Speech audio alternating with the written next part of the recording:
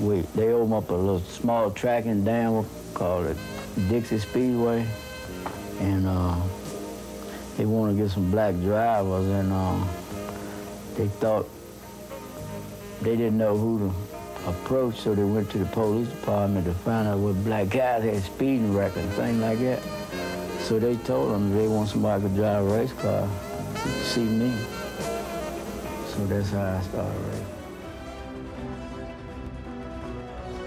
As Matt told us earlier, trying to become the first African-American driver since Willie T. Ribbs and join Randy Bethea and the great Wendell Scott.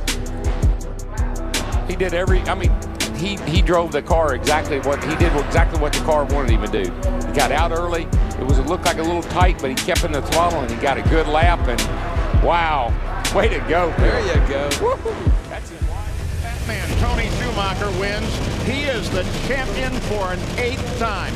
But Antron Brown, if Tony Schumacher loses, becomes the first African-American to win an NHRA title. 376, Antron Brown is the top fuel champion.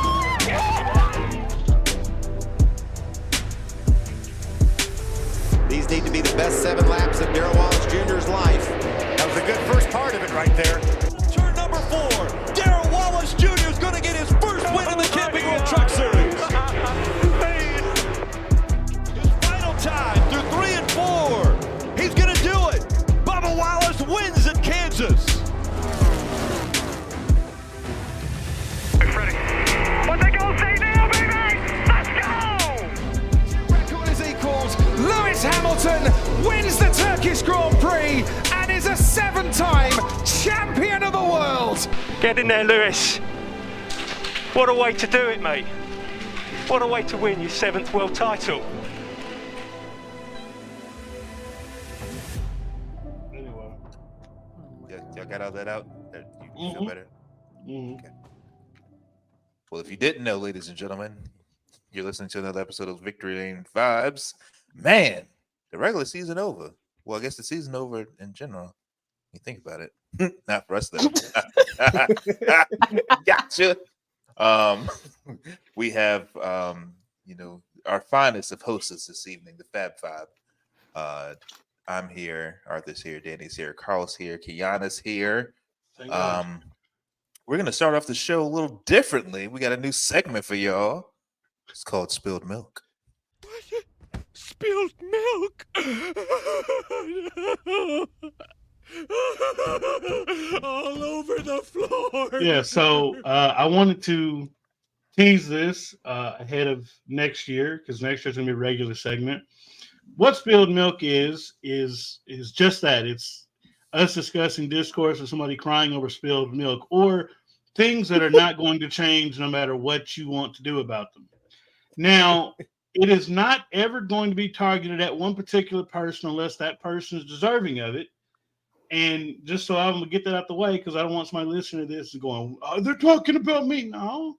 Multiple people engaged in this specific discourse for me to want to talk about it.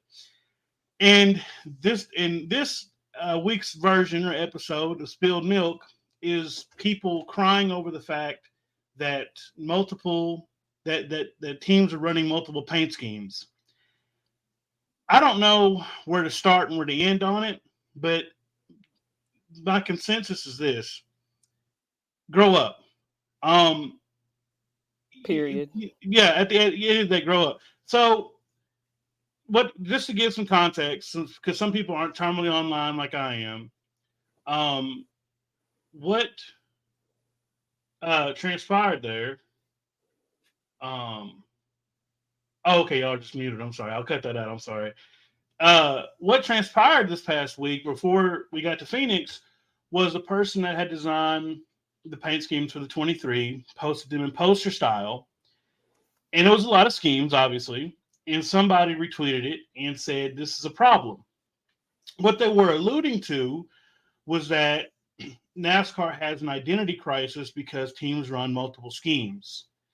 And everybody kind of dogpiled on that, what I felt like was an atrocious take. And then their backup to that was their how they defended it was they posted a picture of a race from, I don't know, 96, 97, something like that. if you want to do that, okay, cool. Let's rewind the clocks back, I don't know, 20 years, 23 years, 24 years, however long we got to go back, 27 years. How many of those brands that were in that picture are still in the sport? Very few. And if they are, it's in a very limited capacity. Also, ask yourself this. How does advertising look different now? How does marketing look different now than it did in 1997, 1998? Extremely different, right? Back then, TV commercials, radio commercials, billboards, print ads, or the biggest way you would consume advertisements media. So obviously, sponsoring a race car was a grand slam because you don't have to wait for that to air. It's going to be on the same time on TV, the same time every single week, the same driver, all that good stuff. And the landscape allowed for it. Now, we're in 2023. I get ads when I shop for groceries. Okay, the landscape of that has changed dramatically. So you truly cannot expect for that to stay the same over the course of time. It's just such an unreal expectation. The other problem I had with this was people argued and they said, well, I don't know what driver. It's too hard to identify what paint scheme my driver's in, what car my driver's in. Again, grow up. Like I totally understand the argument, but there is no way we're going to go back to those days. It's just not going to happen. And if you're telling me in this day and age that you cannot spend 3 to 5 minutes looking on any of NASCAR's socials, J-Ski, these teams have different social media pages. NASCAR Race Hub covers paint schemes. Even NASCAR.com. I mean, like I said, they do a weekly scheme preview. Or even the pre-race. You're telling me through all that you can't figure out what car your driver's in? Come on, man. Grow up. There's no excuse for it. You're literally crying over spilled milk. This is the way the sport has had to change, and there is no going back to it. And I wrongly alluded to what Steve Luetta, the president of the 11, said about multi-race sponsorships. And what he was saying is that we shouldn't be selling ourselves short.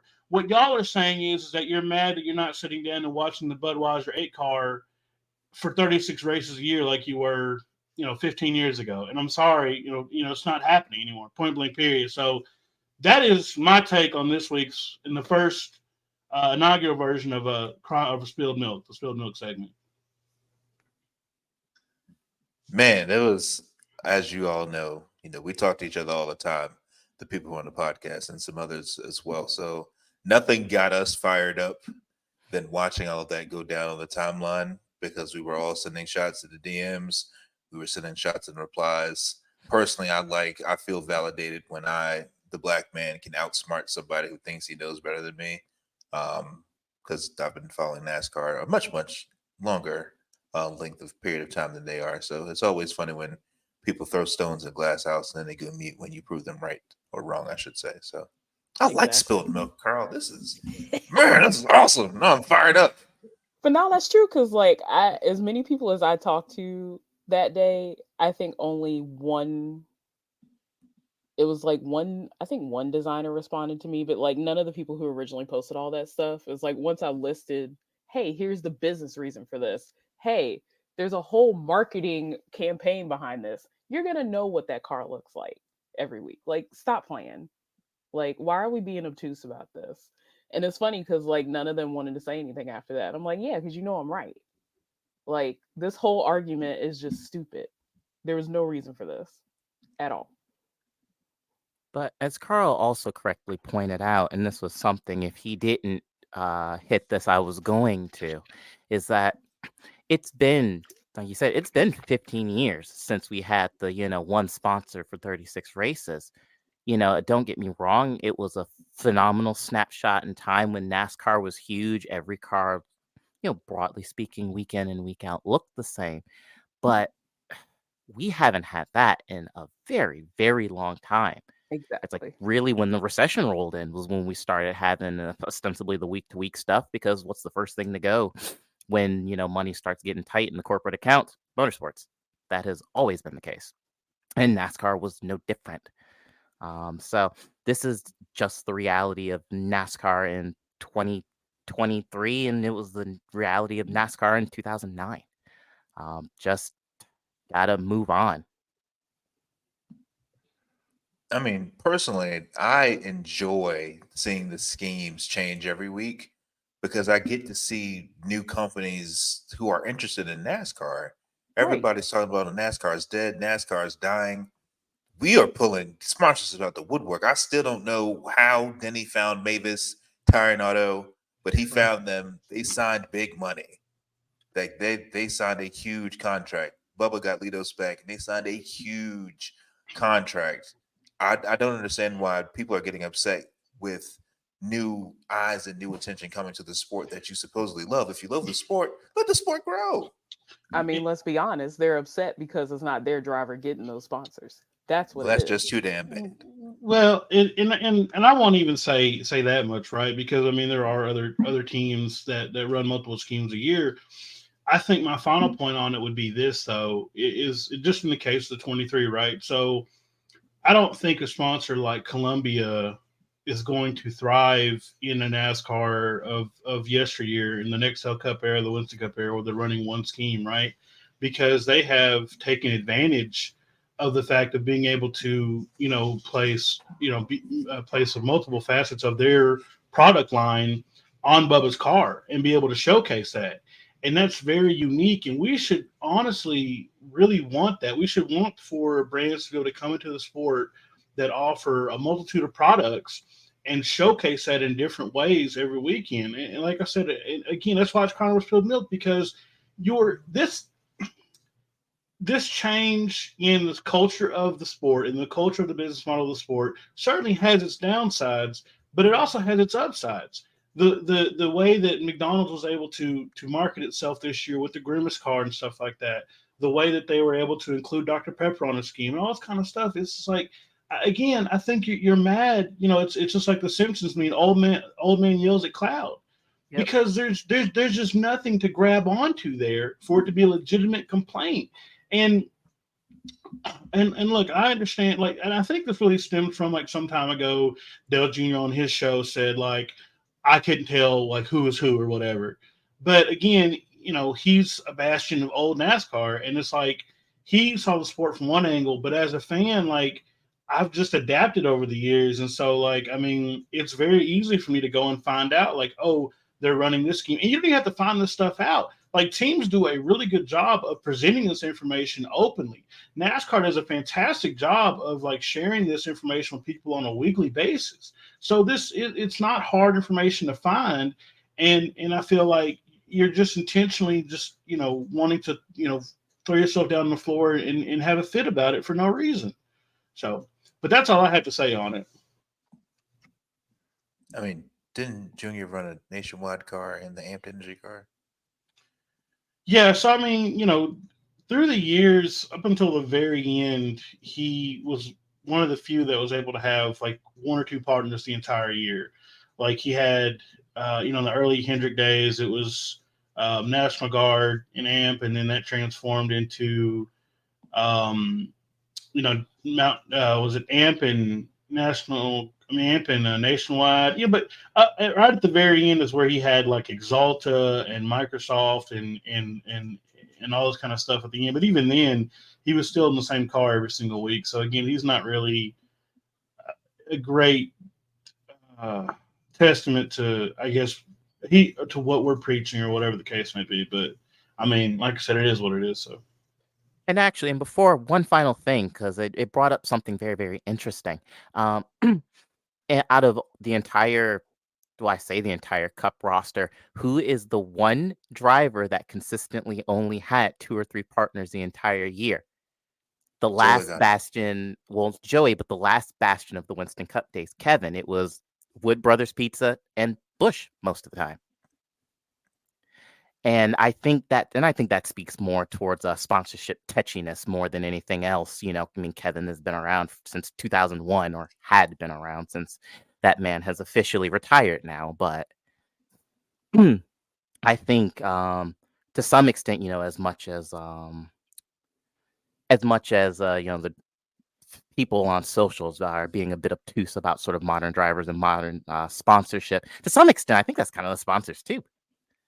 Like I said, everybody else basically has rotating sponsors, but Kevin was the only one out there with like two. Well, one of the few, because there are a couple other drivers. But Kevin is the one that sticks out in my brain most brightly for that. Or did you want to add something before we move on? Yeah, I just wanted to briefly touch on it. I really just find it kind of interesting that this outcry just kind of came out of nowhere, I feel like. There hasn't been, unless I've missed it, a lot of talk about sponsorships and paint schemes a lot throughout the season. And it seems like this one poster, this one illustration just stirred up a hornet's nest. And I agree with a lot of the points here. Coming from a marketing background, like if you're expecting things to be the same way they were in 1996, well, you're gonna have a bad time. That's just the reality of it. The sport's changed. You have to accept that, and go where the money is. If this car was cheaper, like they promised it would be, then maybe you wouldn't see as many sponsors needed. But that doesn't seem to be the case. To Danny's point, there's only really one guy who's leaving who's been able to ride wire to wire with one sponsorship. And, I just feel like there's so many things that we can complain about with NASCAR that whatever's, vinyl wrapped on the car isn't the issue we should be talking about. Like there are much bigger problems and much more important bones to pick with this sport that I have than what the car looks like. So I wish we would all take that energy and put it to the point system, or put it to the racing product. Like, I don't care what the car looks like, as much as what the racing looks like. And so, like, I just find it interesting that the timing of it and the outcry of it just felt very random and sudden. So I it's didn't think it definitely. was random though. That's You the don't think thing. so? No, because I saw as soon as they dropped that Star Wars scheme, I immediately saw people on the feed like, oh, why they get that? Why does he get all the cool ones? Why does he? And I feel like, and of course people are not going to come out and say it, but I know some people were out there salty. I know they were. And, it's unfortunate, but it's also not surprising to me given what we've seen in this sport just in the past, 8 or 9 months, and how Bubba's been treated and the things that have been said to us as a group. Even us, just like when we started our podcast, I mean, it's always going to be there. And so, I know there's a degree where, some people just, they don't like the multiple paint schemes. Cool, fine. However, we also have seen the other side of that where people are literally just attacking because they're mad that, Bubba got this and somebody else didn't. So it is it's a multifaceted issue, but it just it's one of those things where people are just picking, they're picking, and it's really one of those just dumb whatever arguments. So I think it's random to an extent, but I also think part of that was very targeted. Things that make you go, Exactly. Well, let's kick this off. Please tune in as we will continue to have spilled milk, because it's a really great way to get us all fired up for the race weekend recap. In case you missed it, Christian Eckes wins the truck race in Le Phoenix. Carson Hocevar prevented Grant Enfinger to win the championship, which allowed Ben Rhodes to take home the championship. What did you think of the race? What an unmitigated disaster. What a absolute mess. That's it. Cut. Preach. That's the end of the segment. Episode over. See y'all next time. Oh my God. Cannot wait to talk my talk. Yeah, so in which case I will I'll try to keep it fairly brief then. No, you're cool. I'm going at the end, so it's all good. But I just, oh my sweet Christ. I can't remember. Oh yes, I was talking to my partner about this Saturday morning when we were setting up at the shop.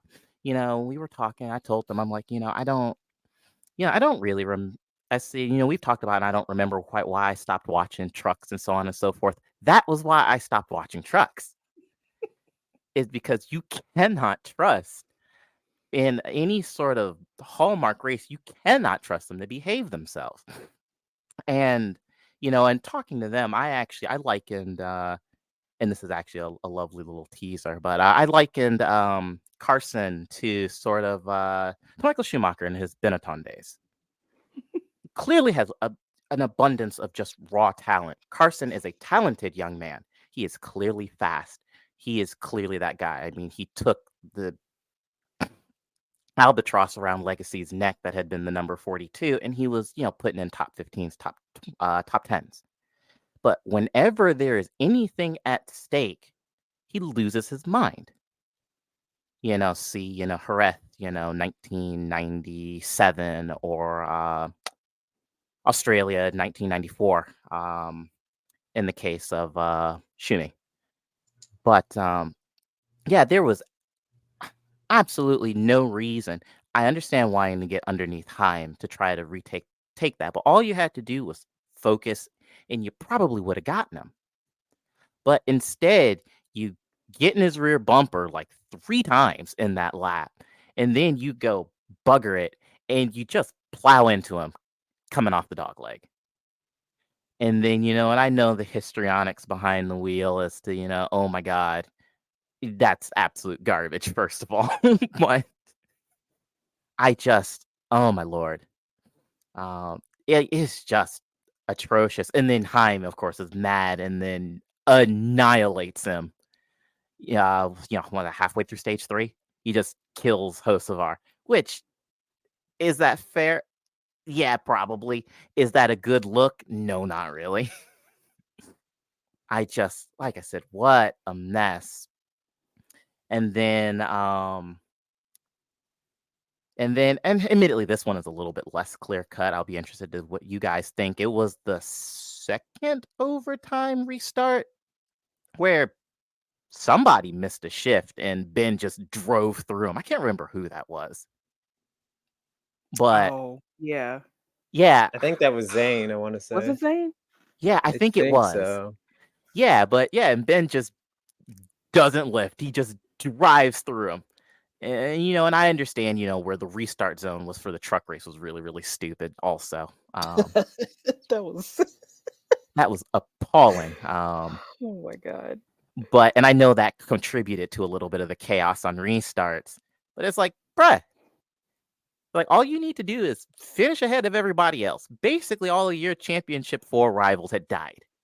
It's like there was no reason why you needed to go and annihilate Zane, who had absolutely nothing to win. Oh my God. Like I said, that is why I stopped watching trucks, is because this is what it became. It was the championship weekend. I said, you know what? Let me do something I haven't done in probably a decade. Let me sit down and watch all 3 series this weekend. And the truck race on Friday, I immediately regretted it because it was crummy racing. And then I went to bed late and then had to get up and go to work, and I was pissed about it. I'm not going to hold you. I fell asleep during the second overtime. Well, I either fell asleep and it was the second overtime, or I fell asleep because they kept wrecking. I was like, they're not going to be done with this. And I woke up at like 3, and the race was still on. I was like, ain't no way, boy. Ain't no way. Ain't no way. But it was the race replay. But I checked the timeline, checked the group chat, and the race had only like just ended an hour ago. And I was like, man, hell no. I wouldn't put it past them to race till 3 a.m. honestly. Oh, absolutely. I drank coffee because I was prepared for it because it felt like it was about to go all night. It's crazy.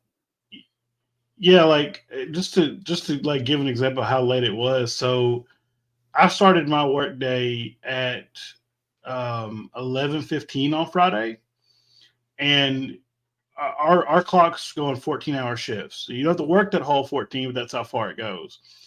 And I stopped right around like 11:45, almost midnight, and they were still racing. Like I was able to catch like the very like last few laps, and I was like, God, this thing started like 5 hours ago. I just and I don't even think there I don't think there was a single race this year that had a timeline of shambles like that did. That was insane. No, that was crazy. And even today, apparently, I guess it was Heim Spotter that was getting all puffed up on Twitter. I don't know, man. But anyway, Kiana. I don't even. Man, that's just. I didn't know what to say. I mean, I just wanted Grant to win so badly, and he had it. Like he could taste it. It's right there. And then we gotta have 5-year-old Rugrats fighting in the back. Like, I just, oh God. It's like that kid in what was that game?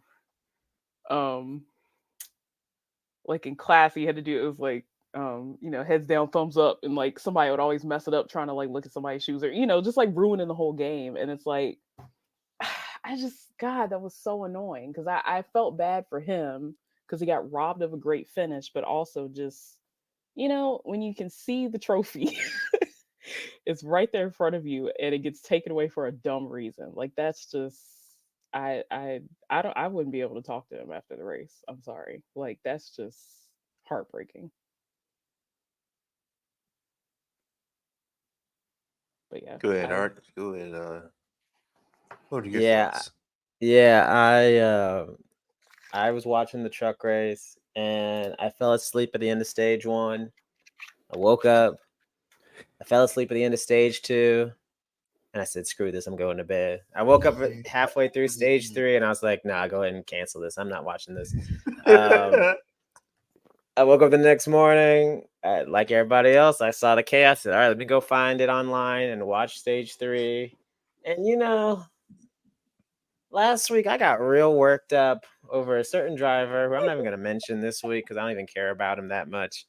But this race is so bad that it's beyond that level. Like, you ever seen someone who's like, they're so mad that they stop talking? Like, that's the level of frustration I have with this race, this series, this playoff system, this crummy track that we end the season at every year now. I mean, it's just embarrassing. Like, and that's a word that gets thrown all around a lot on NASCAR Twitter. Like, oh, this is embarrassing for the sport, or oh, this, track limits are embarrassing, blah, blah, blah, blah, F1, whatever. But this is actually a show. Like, it was just absolutely god awful. And like, this is terrible. This is absolutely terrible. Like, this is just, it ain't good racing. To quote Dale Sr., it ain't good racing. And I honestly was hoping, we're going to talk about the next 2 series, but I was hoping the next 2 days would be just as bad. I said, go ahead. That, one end of the house is already burnt down. Let's burn down the other 2 wings too. Let's just get everything torn down. And let's make sure that we completely fall on our face, bust our teeth, and then maybe something will happen. And the other 2 races weren't nearly as bad as this, but I was pulling for it. I was hoping for Team Chaos. I wanted the Cup Series race to go into Monday morning. And all the cars to blow up because they had so many restarts. Like, that's what I was honestly hoping for, because like, it's just, this is so bad and it's so obviously bad. And I give NASCAR plenty of praise on this show, but I'm a bad mouth you, and like this is just god awful. And you can't sit there with a straight face and tell me, oh, our playoff system's exciting. Oh, we've got a great track to end the season on. Don't piss on me and tell me it's raining, my guy. Like, this is awful. Like, no one should be proud of this. Whoever won the championship, like, good for you. Take that trophy, but like, shove it in the back of your closet, bro, because like, y'all should be ashamed of yourselves. You honestly should be. Like, people paid money to come watch you. People flew from their homes to Phoenix, Arizona to watch you race. And that's what y'all did out there. Like, y'all are embarrassing. Like, you all should look in the mirror, and like, it starts with NASCAR and race control and all of those people making those decisions. So I hate it. Like, this was legit my low point of the season. It's been a long ass season, and there's been a lot of stuff that ticked me off during it, but I was just like, this is really the best that we can offer as a sport. Like, I hate it so much. Art, that you mentioned race control, and that brings up a question I hadn't thought about. Do you think if NASCAR would have penalized Hocevar a lap for that deal, right, that would have brought the reins back in, and the truck race wouldn't have turned out to be the way that it was?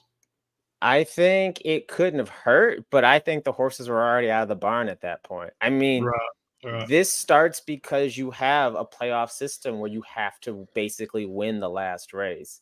And Yeah. you just drill into these drivers' heads, you have to win, you have to win. There's no give or take anymore. And like all the older drivers have had, the Harvicks and the Bushes and the Hamlins of the series have all said it as much, but like there's no give or take anymore. It's I'll just drive through you and damn the consequences because I have to win. Like nothing else matters but winning. Yeah. And when you have a playoff system that only really rewards winning, you can have 35 wins and a second place and you lose the championship. Like it's kind of too late at that point. Like this is the bed you've made. And I mean, I hope they had a lot of egg on their face. I hope there were a lot of sponsors, honestly, that were pissed off after that. Like if I'm Craftsman and I'm a marketing exec, like that Monday, I'm pissed because like my name is attached to that. And that was not something I would want my brand attached to personally. I mean, they And might his think little different. fake meltdown or whatever after he bumped. I did theater for 15 years. You're not fooling me with that. I'm sorry. Yeah, no. That was the fakest little. Oh my god, no! Yeah. Like just own it. I don't want to get too far off into it on my end, but I will say, as far as that goes, Carson strikes me very much as an individual that will throw a stone and hide his hand. I think that he legitimately did feel bad about that, but he didn't. In the time it took him to do that, he didn't think about it, right? I mean, you knew when you were getting into him, you knew that you were going to wash up. And none of us are race car drivers, but just looking at that, like I said, it's like, okay, you knew you were going to end up on him. And so it's like, don't feed me gravy and tell me it's chocolate, man. Like, look, you meant to get into him. That's fine. You didn't mean to wreck him. You can also say that, but don't sit there and say, well, I feel so bad I want to crawl in the hole and die. It's like, no, because there was a decision-making process there that you went through a checklist and you dove down in there and you had to have accepted that was one of the potential outcomes. So I would have, if Carson sort of owned up to it, I'd have been cool with it. But for him to like put on that, I just like, come on, man. Because that's what I've been so critical of him all year. Is like, look, just like with Ross Chastain, I'm gonna get on his ass eventually too. Don't sit there and just say like, oh, I was just racing hard and it turned into something else. Like you knew what was gonna happen, man. Don't do that. You know what I mean? Like I said, and so anyway, that's my whole take on it. But yeah. So. My thing real quick on Carson, it's like either you did it on purpose or you shouldn't be in the truck. Because that's the only two logical outcomes. You either did it on purpose, which okay, fine, like to your point, own it, or you're so bad at driving a race truck into a corner that you can't complete it without wrecking the guy above you.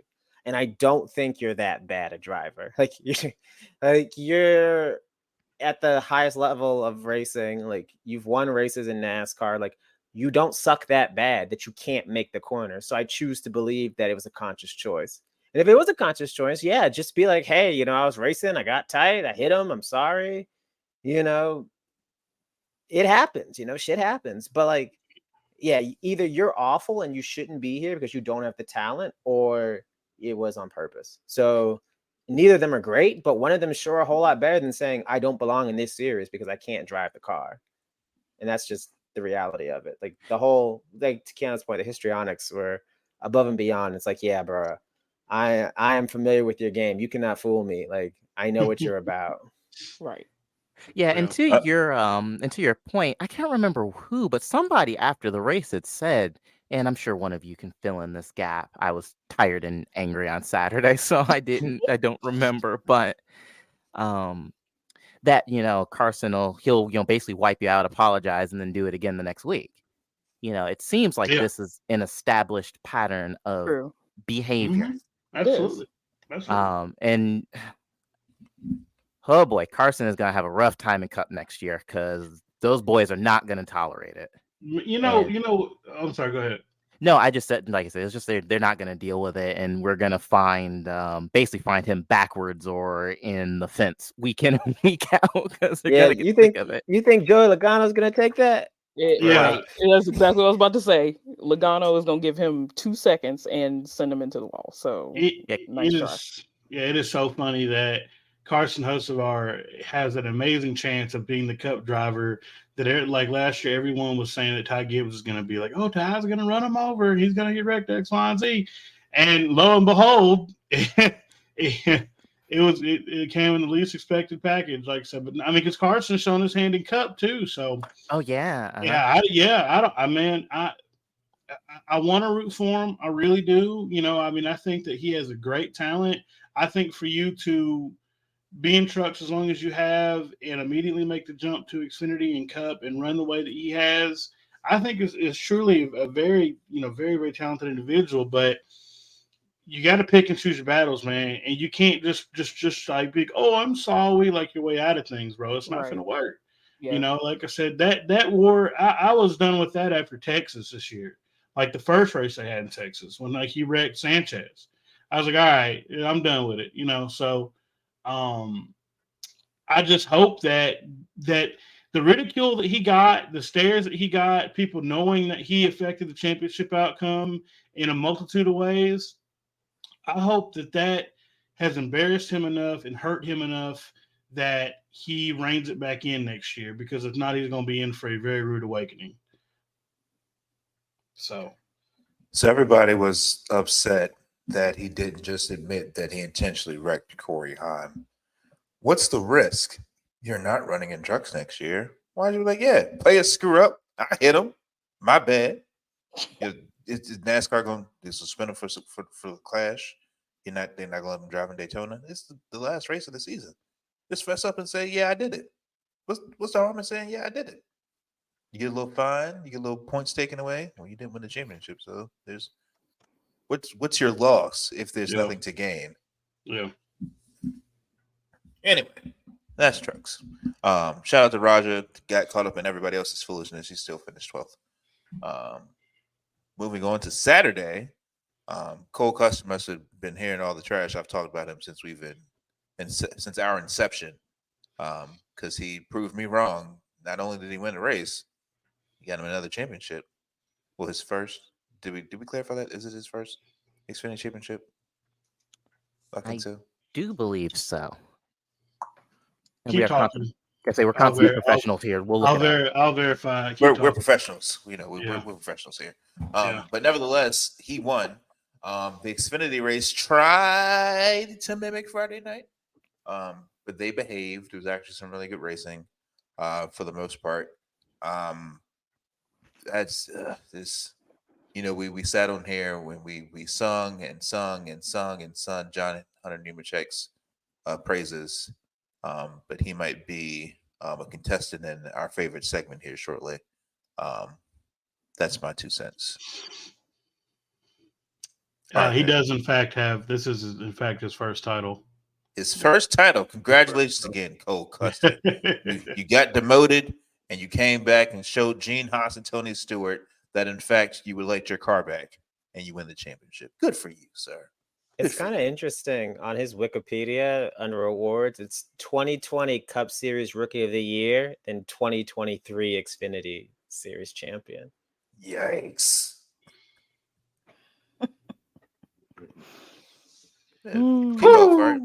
Man. Hey, moving up. He's moving up. Right? I mean, if you're gonna go down to Xfinity, that's making the best you can out of the situation, right? Like, he's making chicken salad out of chicken, you know what? So, I mean, good for him. Like, I personally was more excited about the social media content that's come out with Stone Cold, Cole Custer in the days since the race than I really was for him winning itself. But yeah, the race was, I would say, like, it was a solid race. There were points though where I was watching it and I just might be just a bitter Winston Cup fan, but I was just watching. I was like, this isn't doing it for me. Like, and the drivers are racing well. Like to their credit, like the championship 4, like they were very tidy throughout the race. They were top 4, all running 1 to 4, going 3 wide late in the race, minimum contact, and everyone brought the car home. So like you tip your hat to those guys. Like I feel like they've kind of felt maybe there was some pressure to put on a bit of a better performance after the night before, but I don't know, man. Like it didn't do anything for me. Like I watched it. I was like, that's a race. I turned it off and I said, that's a race that did happen, and I saw the winner, but there's nothing else for me. Like I usually take some notes after a race. I said Cole Custer won, Sam finished 5th. That's it. Season's over. Like there's just nothing for me that was exciting or a takeaway. And I think part of that is, like I said, just my residual attitude towards this whole weekend and towards the current state of NASCAR. But shout out to those guys for putting on a good performance. Like I think they did the best they could. And to Cole, like we said, going down there, getting the win. I think everyone pretty much had John Hunter pegged as the favorite. I don't think any of us on this show last week picked Cole to win. So, he showed us. And you tip your hat to him. They got the dub, and that's what matters most, I guess. Yeah, exactly. It wasn't a bad race. And like I said, everybody drove well, drove clean. It looked for a minute like a bit of the Friday night nonsense might break out. But then it's like the collective had that thought of, nope, let's not go there. And then they didn't. They closed it out, raced hard at the end at that final restart. And Cole just had it. It looked like Nemechek might have there for a second, but then was just took off up the track. Yeah, he tanked bad. Yeah, and then put it in the wall, and then that was it basically. I think if he hadn't have done that, I think John might have won, if I'm being perfectly honest. But Cole did what he needed to do, and then that's that. Now, an interesting point that I did see is that, certainly the perceived skill gap between Xfinity and Cup. Because, Cole did not do very well in Cup, like, at all. But he's been wiping the floor in Xfinity. And it's like, curious. Great example, wins the Cup and then, qualifies, 36th for Brad? 35th? Yeah. For Sunday? And it's just like, Jesus Christ. Right. I mean, to Cole's credit, arguably he has one of the most exciting wins in Cup. His win at Kentucky still gets me all tingly watching him go, 3 or 4 wide on that restart. I miss Kentucky. They need to bring Kentucky back, man. That's such a great track. NASCAR. Kiana. Yeah, I mean it was an okay race. I was kind of in and out because it was also college football night. But it was okay for what I watched. I made sure I watched the end because I knew that was gonna be spicy, but I really wanted Allgaier to win. I was like I was hoping maybe he could just get a little more, but he was right there. But yeah, I mean Cole he had it. So I had to give him props for that because he really showed that he wanted that and he got it. So can't be mad at that. And also shout out to Raj. Top 15. Did great. Yeah, top 10 speed too. So yep. He got caught in somebody else's shenanigans 2 nights in a row. And still got through it. Still got through it. Shout out Rick Hendrick, Jeff Gordon, Chad Canales, everybody who made the decision to put him in the car. Hopefully you're leading us to something for 24. I'm holding my hopes out. It was cool seeing him do that. That was really cool. I appreciate them for that. I mean, he runs well with Alpha Prime. I don't know. He looked real fast. He was looking slick. Yeah, he looked even in really qualifying. Yeah. I mean, he was doing great. So yeah. And I think people have said this year that trucks isn't a good place to develop, and it's mainly in regards to Deegan. And I'm like, whatever, dude. But I will say that seeing Hocevar and seeing Raj be able to jump in the series and actually like kind of harness their talent a bit better for where Rogers running the Alpha Prime cars, how he looked, on Saturday, and how Hocevar is running the Cup car. So maybe Trucks just is just kind of at this point just wasted time, because like I said, I think that if Raj just spent this entire year in that 17 versus the Alpha Prime cars, he probably would have had a couple wins. So it was cool to see, though. It makes it really hopeful for the future. So,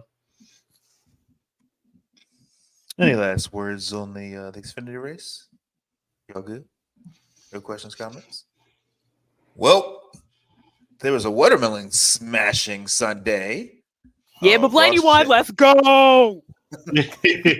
yes. But Ryan Blaney, can I read my notes? I No, made a funny. no, Blaney It babes, was we what- are up. We are up. It was a It is watermelon our smashing time. good time. Ross Chastain wins the race, and Ryan Blaney shows Young Money who the real GOAT is. Drove out of his life and into a Cup championship. See, you see the lead up. God bless. Wow. Everybody says that Kyle Larson has talent, but golly, if you watch those 15 laps, Ryan Blaney put that work on him, caught him and left him. He is him. Ryan Blaney's your Cup champion. Him. Absolutely. Yeah, this was probably, I'm an emotional person, as y'all know. Yeah. But this one really hit me in the feels, because if you just look at the run he had, the round of 8, just to destroy everyone, man. Yeah. It up. He stayed up all night talking to Joey, running through the game plan, how they won last year, and boy, if they didn't copy paste that script, man, that was something to watch. That was arguably the Cup race saved the championship weekend. I'll Kiana, it's your floor. Yeah. Thank you. You got the mic. Thank you. Go off. Blaney, my baby. I'm so proud. But I knew he could. That's what I'm saying. I've been saying it all year. People been sleeping on my boy, and now they see. So I'm just saying, like, and kind of like what I said, was that last night or earlier today, people were not paying attention to the fact that he was very calculated with how he got into the playoffs. Yeah, he had some bad races, but he still knew what he needed to do to get to the next rounds. So as long as he just did what he needed to do to get to the next round, he was good. It wasn't about being, necessarily the fastest or whatever in those early rounds. He just needed to get to the next step. But I guarantee they had a plan. If, they got to the Champ 4, they knew what to do. Again, they had Joey. So they already got a game plan. And, it was very interesting to see he just started to turn up the heat in the round of 8, and people started to notice, like, oh, he's a problem. Like, he's been a problem. Y'all just weren't paying attention. And, it was really cool to just see once you start looking at the stats, and it's like, oh yeah. I mean, just looking at the points that he racked up, my God, like, bro was bankrupted everybody, like, I mean, it was crazy, but I was so proud because I feel like now people see that boy is smart. He's flying. And that I was holding my breath. He did make me mad when he started getting his little temper tantrum, because we got to talk about that. I don't know what was going on, but I really just wanted someone to come on the radio and be like, bro, chill out, okay? You do not need to win the race. You just need to be in front of the other 3. That's it. But he was getting way ahead of himself, and he almost lost it. And I was gonna, like, literally crack my TV. I was gonna do that Josiah meme with, like, the cracked TV. That was gonna be me, because bro was making me mad. But I mean, it was just, that's what it was. It's just he was getting out of focus, and I needed him to refocus and just realize, hey, I'm in front of the other 3. I just need to take off and go. I don't need to get past Ross. If I can get past him, great, but I don't need to. And I would just wish he had that, like, moment of clarity earlier before he started bumping on Ross and, getting himself loose. I mean, he really almost lost it a couple times. And I was just, like, sitting there holding my breath that he was not going to lose that car, because that would have just ruined me. But I'm glad he refocused. I'm glad he got it back. And I knew he could just get past him and just fly where he needed to go at the end. So congrats to my boo. Got all my champ stuff on pre-order, ready to go. I'm going to be wearing Blaney shirts for the next, I guess, 4 months. But, it's cool. I'm ready.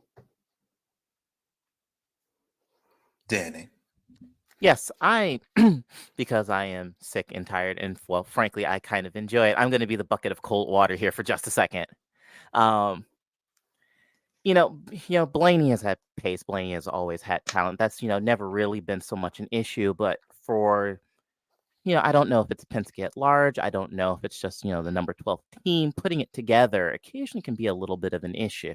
Yes, when everything. Well, actually, the fact that this outgoing Mustang is dog slow under most circumstances also doesn't really help.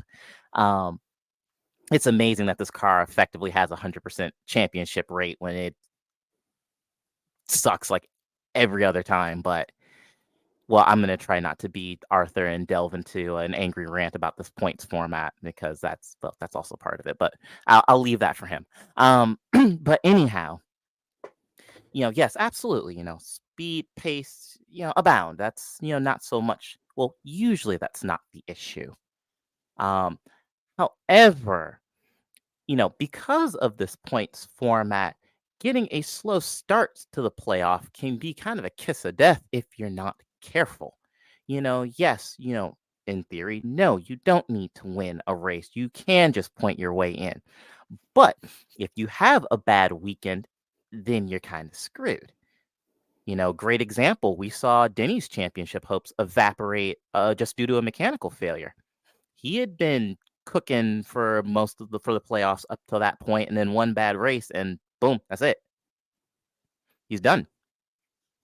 So if Penske and the 12 team was being calculated, they cut it very close a few times, particularly in round of 16 and round of 12. Now then, yes, he caught fire. He had the momentum round of 8 going forward.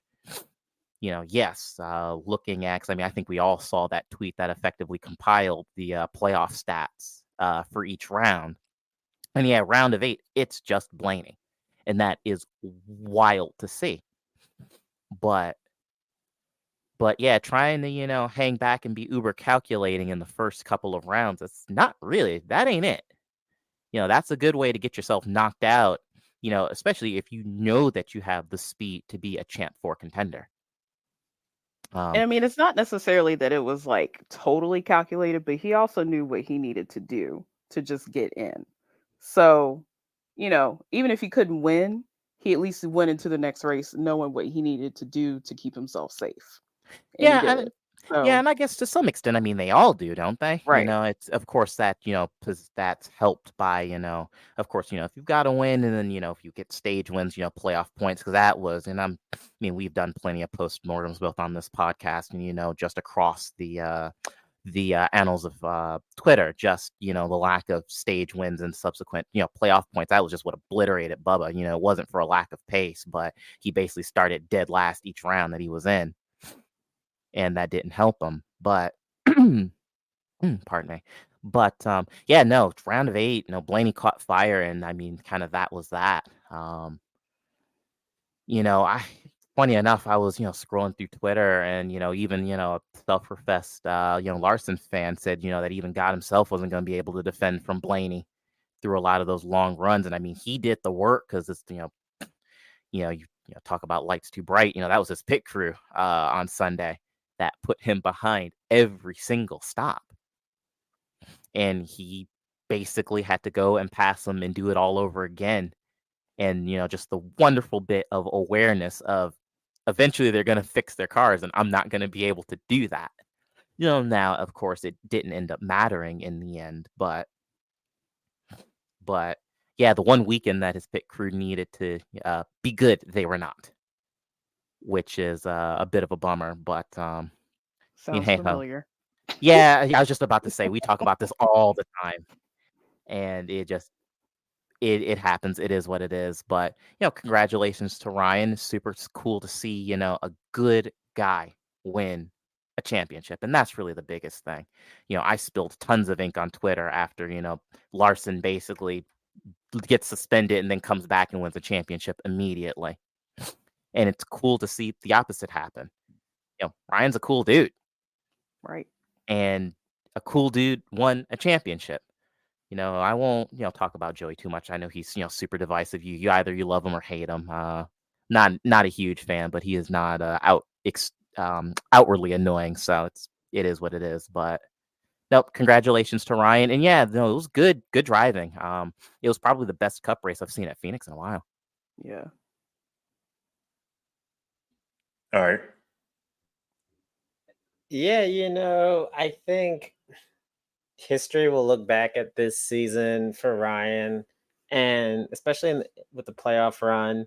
And a lot of people will go, why were we really that worried? There are certain moments I think in sports that in hindsight, they just kind of seem to be destiny, that no matter what the situation was, no matter how bad it looked, it was still going to happen. I think of like the 28-3 comeback. I think of like Jordan against Utah, Game 6. Like there are moments that like you see it now and you're like, oh, of course it's going to end this way. But in the moment, like there's so much doubt.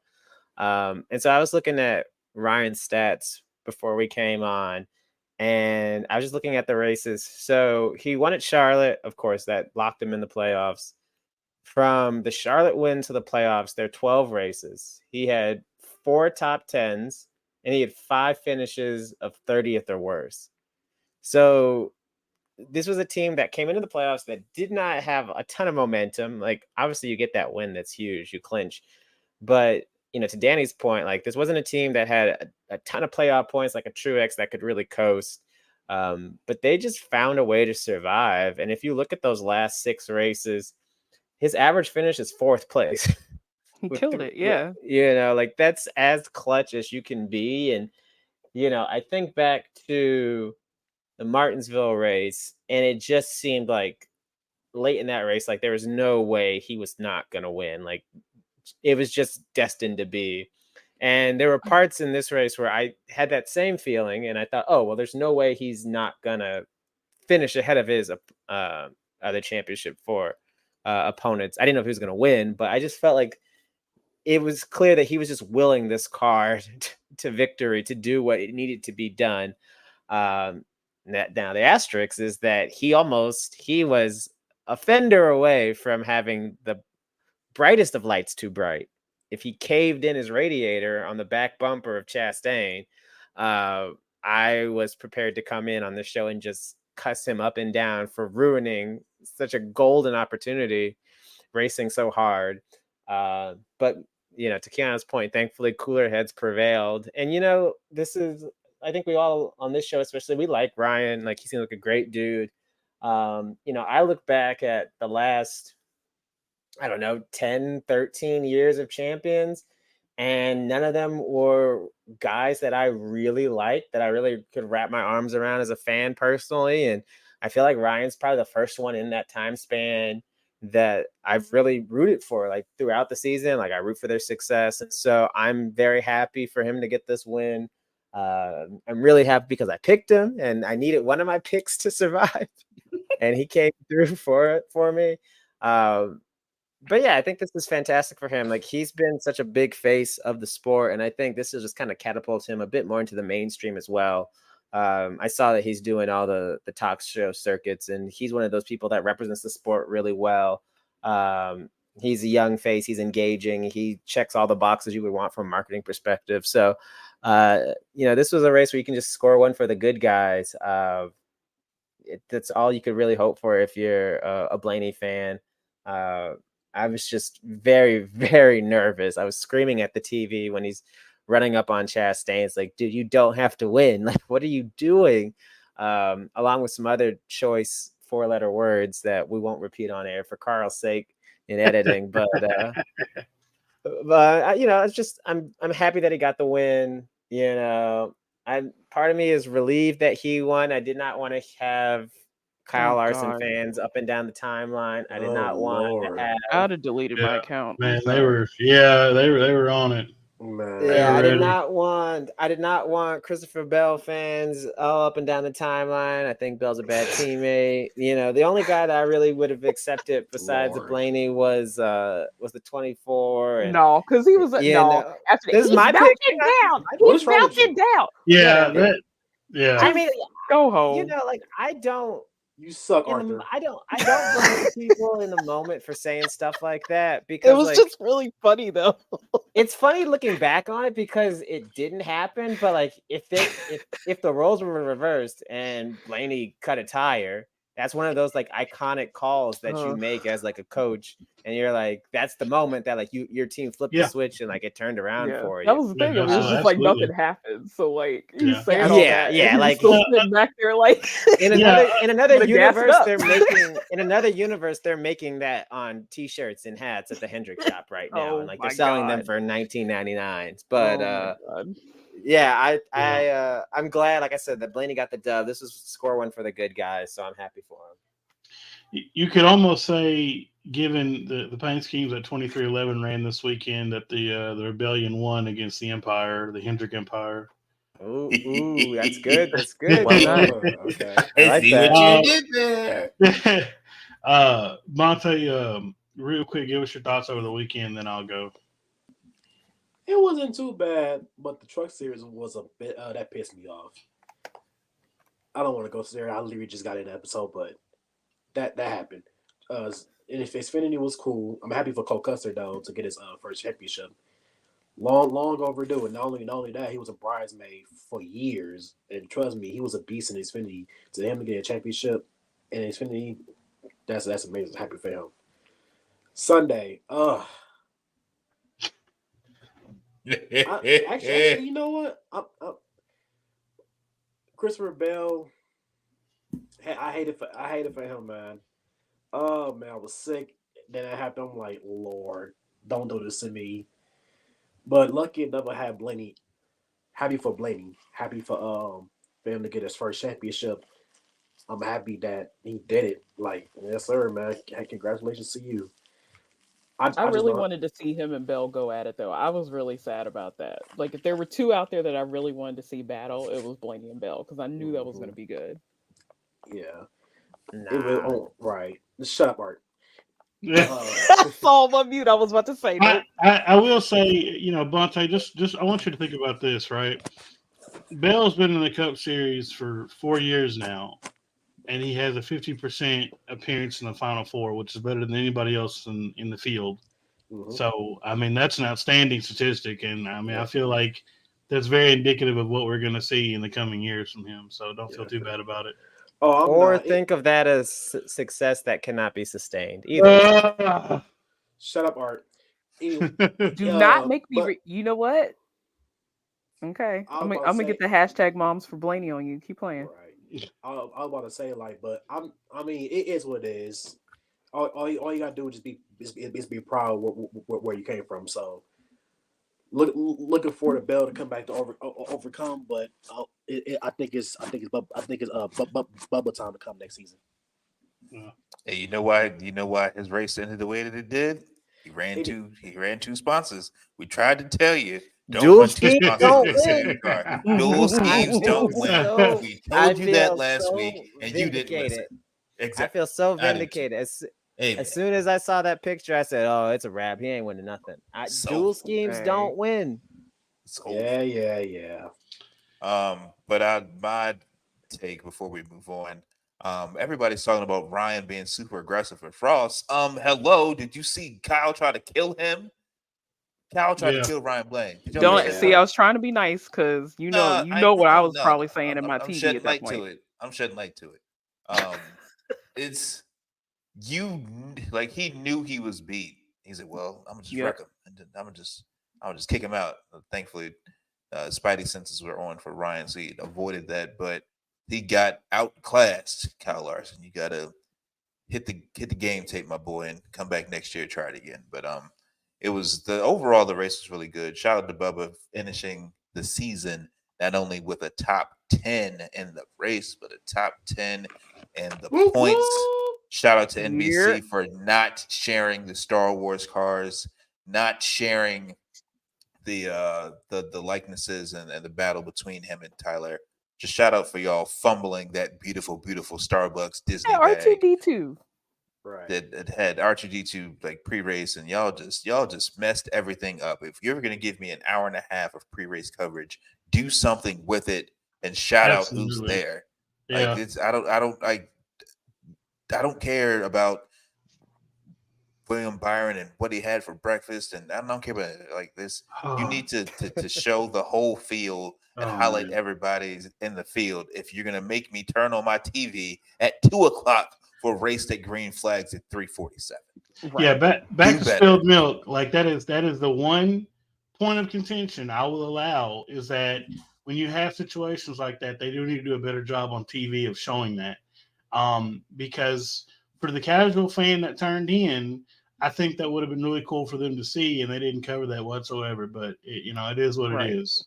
That is the smallest pet peeve I've had with this whole weekend. Whenever I get to talk about it, so. Well, I feel bad, but I'm gonna save it for lights too bright. We're not there yet, though. Okay. Carl, you got anything to wrap up before we move on?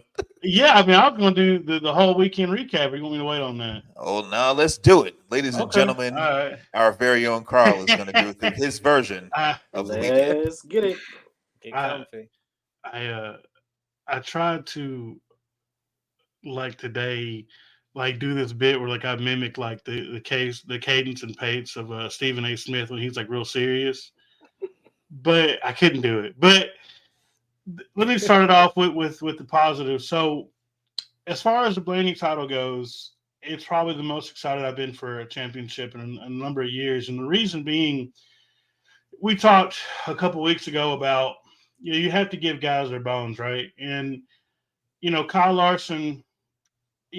People argue that he's the greatest driver in North America. Some even say the world, which is crazy. But Cap, I would say I would not give him that title, but I will say that the 5 team as a whole is probably the greatest.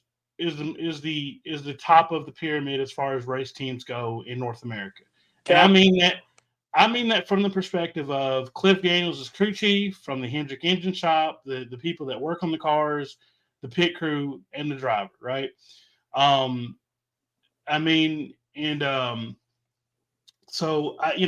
I'll say that Kyle Larson, has been in contention to win most weeks since he's been in the 5 car, right? Like there has not been a race where I'm like, man, this ain't, or I'm like, man, I hope Larson would win this because he's been that point of contention most weeks. So for Ryan Blaney to show up the way that he did, start from 15th, drive through the field, and outpace Kyle Larson and William Byron all day, and then have a late race. And this is where I say the 5 team is the best team in North America, right? Because it was a reflection of 2021. Late race caution. Larson is not in position to win the title. They know they have to get a smidgen of time, and we're talking tenths of a second on pit road to put Larson in front of Blaney, and they do that. And I don't think you do that unless you're one of the greatest teams in the sport. So that's where I get that from. And I'm like, man, this is totally fell into Larson's lap now. This is 2021 all over again. And all Larson has to do is just run away with it from here. And for Blaney to settle in, get right back by him, and run away with it, it was an amazing drive, and he is fully deserving of his roses. I said it on social media as soon as it happened. I've always liked Ryan. I have been one of the people that have been always kind of questioning, like, I don't think he can execute X, Y, and Z. And I think a lot of that is just that, maybe it's just been Penske's execution and not Ryan's execution. That performance in and of itself has made me a lifelong fan. I don't care who you are, but in a system, for people that say, well, Ryan doesn't deserve the title, in a system where it awards the highest finishing driver in the last race of the season, for him to go out and do that is a deserving drive. And so I'm a lifelong Blaney fan off of that. Now, to talk about this weekend as a whole, we've already kind of visited a little bit about, the discuss of the truck series, this championship format. People have talked about it all week, well, so-and-so should have really won the championship, and then whatever series, whatever the case may be. And, to start there, I want to say this. So a hard truth to swallow, I think, for everybody, myself included, is that when you look at sports, right? You look at, racing is a sport, baseball, basketball, football are all sports. But when you look at NASCAR and the MLB and the NFL and the NBA, they are sports entertainment, and sports entertainment is bold and underlined. And to even kind of further this, my point, you have to kind of travel back in time, 2002, when the WWF lost that lawsuit and they had to rename it themselves the WWE, because then we started discussing, like, okay, what is sports entertainment exactly, right? And wrestling has its own thing because it's way further out there as far as putting on a good show. But at the end of the day, when you have, these giant corporate title sponsors and you have broadcast rights, ticket sales, venue profit sharing, merchandise sales, investors, all these different things that quantify into hundreds of millions of dollars, you are an entertainment industry, point blank, period. The sporting aspect of it is all but gone out. So I know people are mad about how the Truck Series race went, and I know there was a lot of disgust about it, but it's entertaining disgust, right? Because it's just like people say, like, it's like a train wreck you can't turn away. No matter how pissed off that made you, people didn't stop watching. They didn't turn it off. Some might have, but they were talking about it days later. And I think in the minds of corporate America, to have that happen is a win for them, right? I think we go to Daytona in February. I will say by March, we're going to see clips of this race being called the truck race being used to promote the Truck Series, right? So that's my one point, is everybody's, like, oh, this is such a gimmick, X, Y, and Z. And it's like, yeah, no, am I the biggest fan of this one race take all? No, absolutely not. I think that it's very unfair. No other racing series in the world does this. There's no reason that we should be doing this. And we have crowned 7 champions in 10 championship races. Okay. Every time somebody has walked away feeling like they, as a fan base, have been robbed. And I think that NASCAR knows that conversation is had every time, and they simply don't care. Because again, me and Art this week kind of went back and forth about the 2015 title with Kyle Busch, right? Because at the end, as long as people are talking about it, then you've done your job. So that's my take on, as far as the playoff format and the chase and all this other stuff. Like I said, and it's like Tony Stewart said, why are we talking about the way things used to be? They're not that way anymore. NASCAR has set forth a series of guidelines, and they said, look, if you do this, you are now the champion. End of story. It's their ball, it's their court. So until something else changes, that's the way things have to be.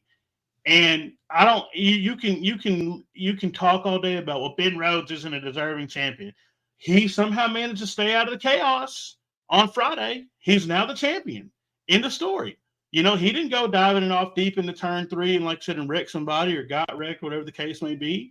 I hate it for Grant Enfinger. I really do. But again, he managed to stay out of it.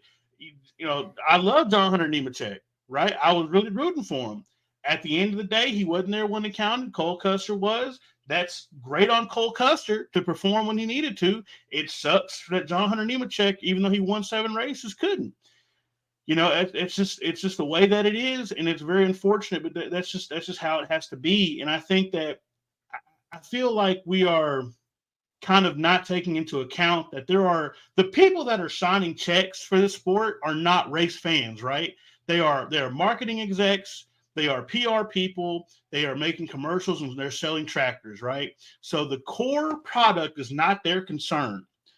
Now, the other thing I want to bring up that really pissed me off was everybody complaining about, like, Ryan Blaney has no reason to complain about how he's being raced.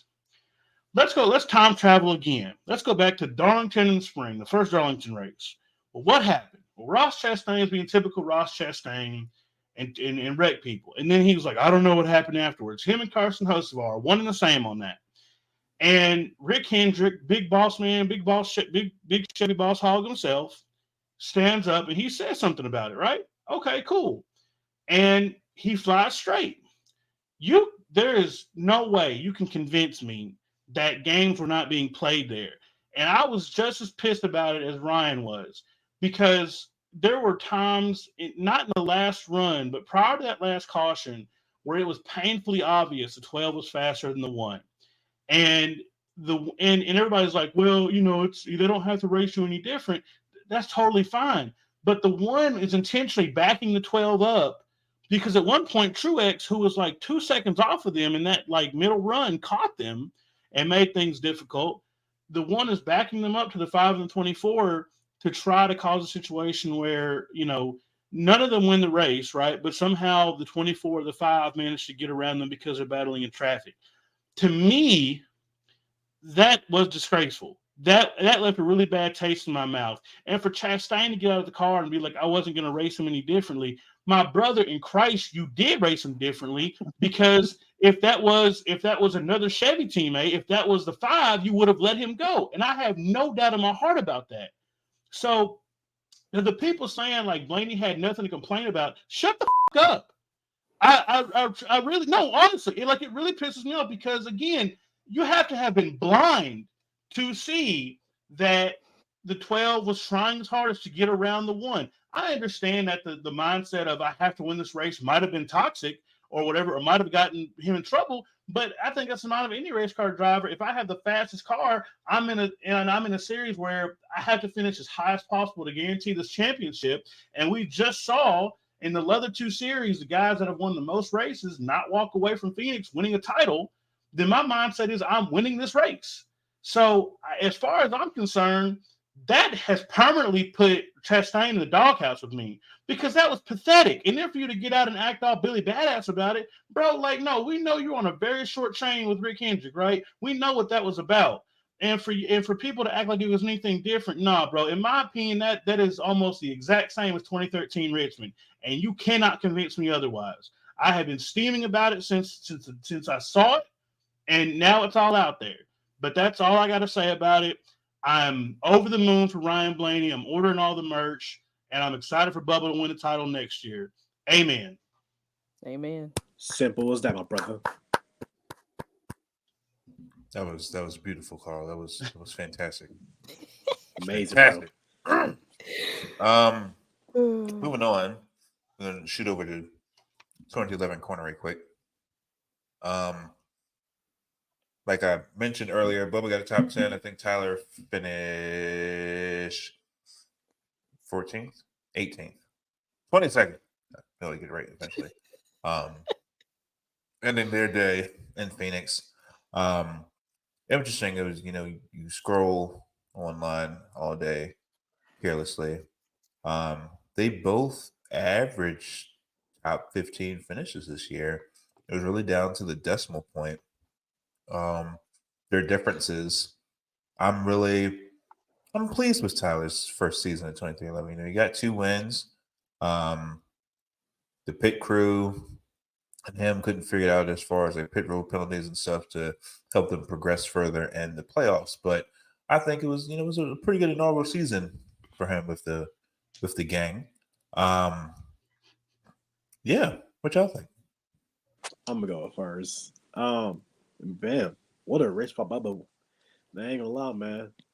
He literally was in the top 10 all race. Did a good job, held his own. He did have a little issue with Brad towards the end, but he did apologize, and Brad talked about it. But keep good ground. You be smooth, you be all right. And then that's what he did. Stayed in the top 10 all day. Like the lowest he had, like the lowest he was like 12th. But overall, awesome race with Bubba.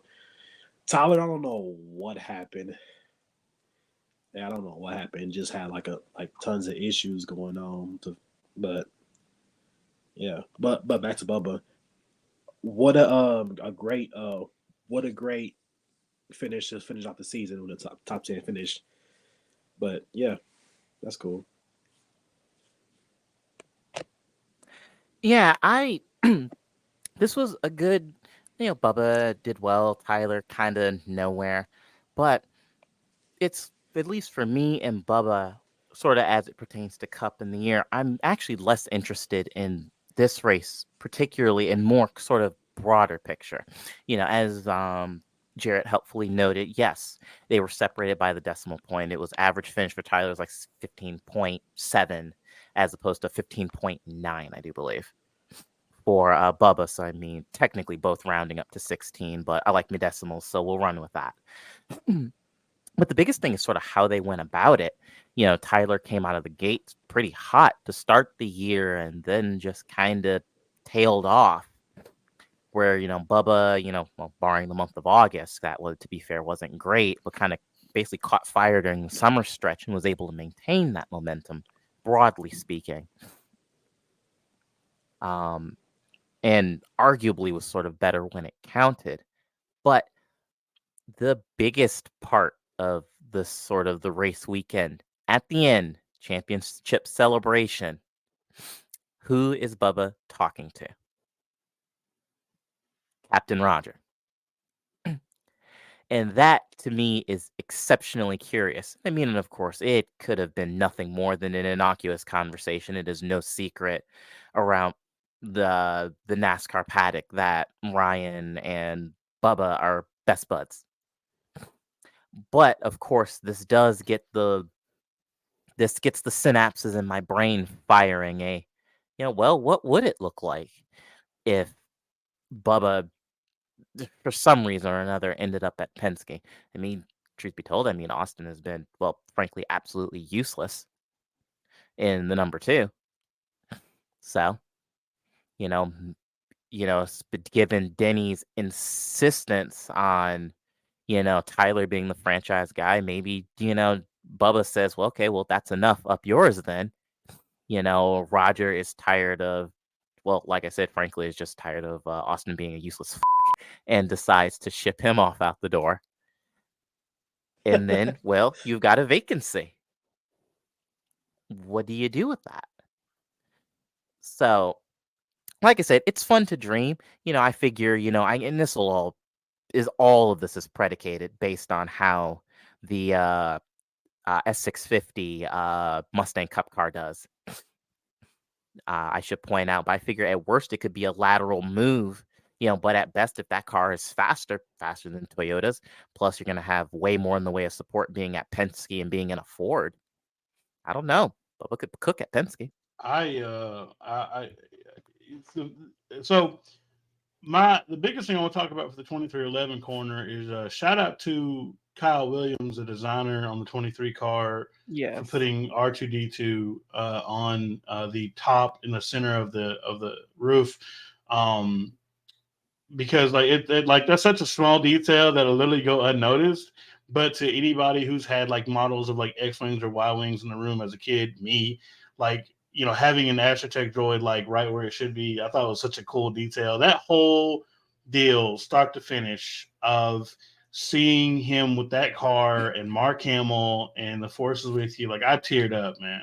And this is somebody who, like, I've had some disdain for the Star Wars like franchise for a couple of years now, just because of some things that have happened in the last like 5 or 6 years. But like that was such a fantastic thing to see. And Bubba, even like though that he is not a Star Wars fan, was like really, really played the part well. Really cool to see. But outside of that, I don't have much to say about Phoenix. I was really kind of curious, like what happened with the 45. They seemed to have missed the setup pretty bad or something. Yeah, but I mean, Bubba ran a great race all day long in the top 10. And I said it every episode that is just like, man, he's getting better and better and better and better. And, because it's just like we started off this year and like everybody had like tracks circled that they thought he was going to run good at. I thought, Atlanta, Charlotte, Michigan Auto Club, Vegas, Kansas, right? And then he's like, no, I'm going to run good at Bristol. I run good at Martinsville. I'm going to run good at Phoenix, and it just shows like how much work he's put into bettering himself. And for him to have had his best season on record with nearly identical stats to last year, minus a win and a couple of DNFs, I think means a lot and should be a huge takeaway for him. I think he gets to go to the awards banquet, which is really cool. And my biggest takeaway was that, he left Sunday and he still he self-admitted like wasn't really thrilled. Yeah. And some of that obviously has to do with mental health, right? And I trust me, I fully understand. Even when things are going good, you're like, man, it's just one or two things. But I think he knows that, like looking back, man, there's a lot of things we left on the table this year. There were a lot of times where the crew or Booty or somebody made a call that kept them from getting stage points that they could have used to maybe get into the round of 8. There are situations where maybe he wasn't as aggressive as he should have been, as he seen other guys being. And I think in the closing laps of Phoenix and just like sitting in the car last time for the season, it kind of dawned on him, and he was like, "I've got to hit it harder next year." Very excited to see what the team does next year. And I really think that he has come such a tremendously long way in a very short period of time. And so I'm just over the moon with it. I really hope that this time off allows him to decompress, to feel better, and be happier. But I think that he knows how to work on these things now. He knows how to address the shortcomings and how to better them. And so, and I'm looking forward to that. So yeah, that was a 23-11 corner for me. Like I said, I just really hope we get this diecast. That's it for me. Man, I felt that. Before I let anyone speak, I will say this though: the fact that he literally improves on tracks that he works at to get better finishes just makes me happy because he improved himself as a driver, as a person too. And then him finishing in the top 10, made it to the playoffs and around the 12, just static. I'm happy as a fan. I'm proud of him through all the ups and downs that he had been through during his 6 years in Cup. And trust me, he gonna cook in 2024. I'm letting you know this now. Yeah, I think with everything he's had to deal with, with the beginning of the season and how that started, and they're in person watching it happen in real time. Um, to now, I mean, it just feels like a totally different season, and in a good way.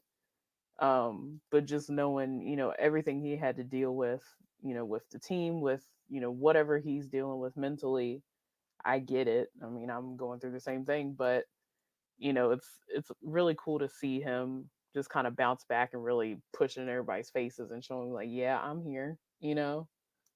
All y'all counted me out. Look where I am. Where's your driver? Exactly. And so it was just cool to see that. And I was fine with, whatever happened in the playoffs. If he made it to the championship four, fine. If he didn't, okay. But the fact that he just made it and didn't even win a race, but still made it, like that was insane. And I'm so proud of him for just kind of getting himself together and really, taking the initiative to do everything he could to have a good finish to the season. So kudos to him, for doing that because I'm really proud of him. Last thing, also for him to finish in the top 10 without getting any without winning the stage is literally insane. Like that's cool, man. Art, what you got? Yeah, looking back at this season, I'll start with Tyler first. I feel like his performance was really in line with what I was expecting coming in the year. I expected him to get a couple wins, be in the playoffs. I thought around the round of 8 would be about as far as that team would go, especially in their first year together. I was really more surprised by the pit road issues that team really had. We've talked about it here before, but there were a couple of weeks where uh, Tyler was just blowing up on the radio, rightfully so. Yeah. And then there were several weeks where he was the problem on pit road, getting speeding penalties. So those kind of surprised me. Hopefully those are just growing pains.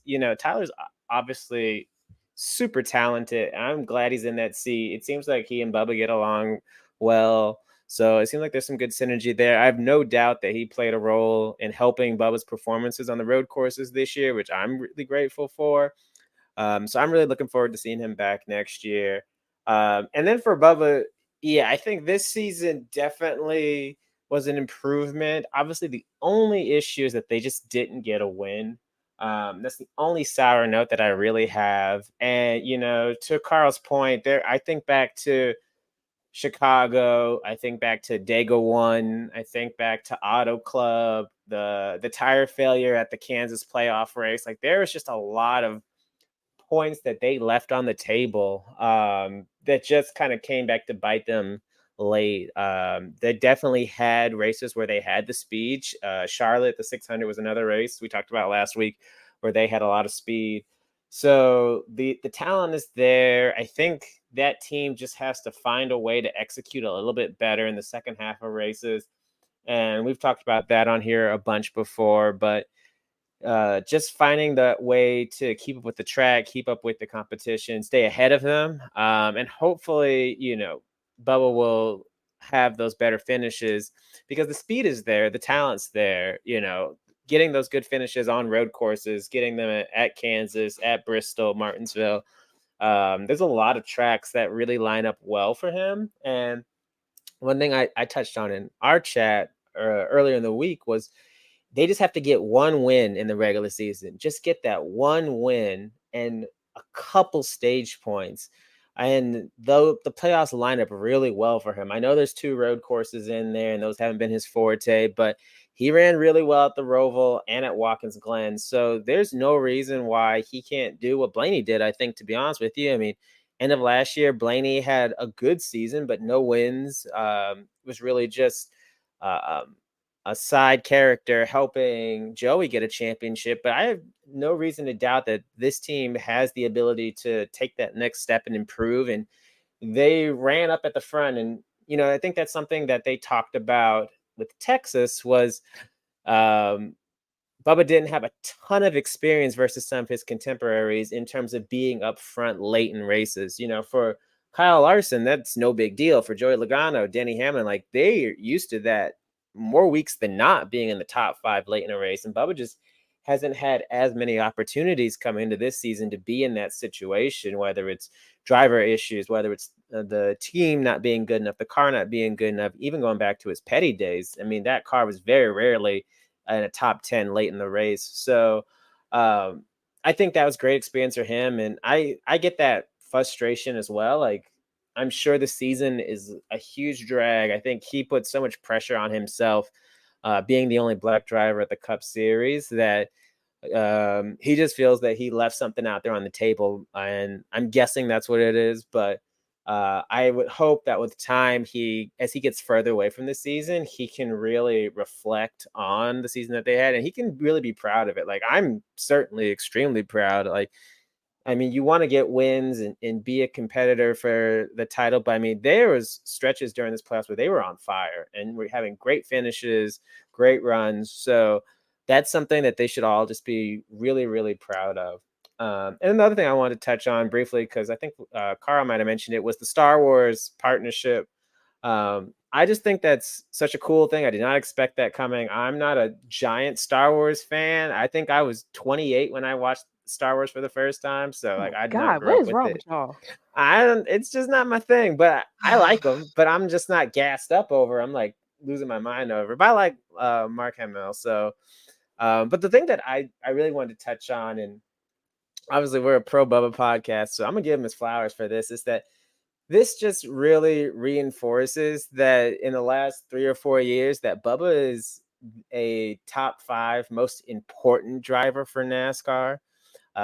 If you want to tell me there's 5 drivers on track that are more talented than him, I would not argue that. I think you can easily make that case. But if you go to NASCAR HQ and you give those folks some truth serum, they would tell you that he is probably a top 3 most important driver, because you look at his placement outside of the bubble of NASCAR, and he's one of the biggest known faces.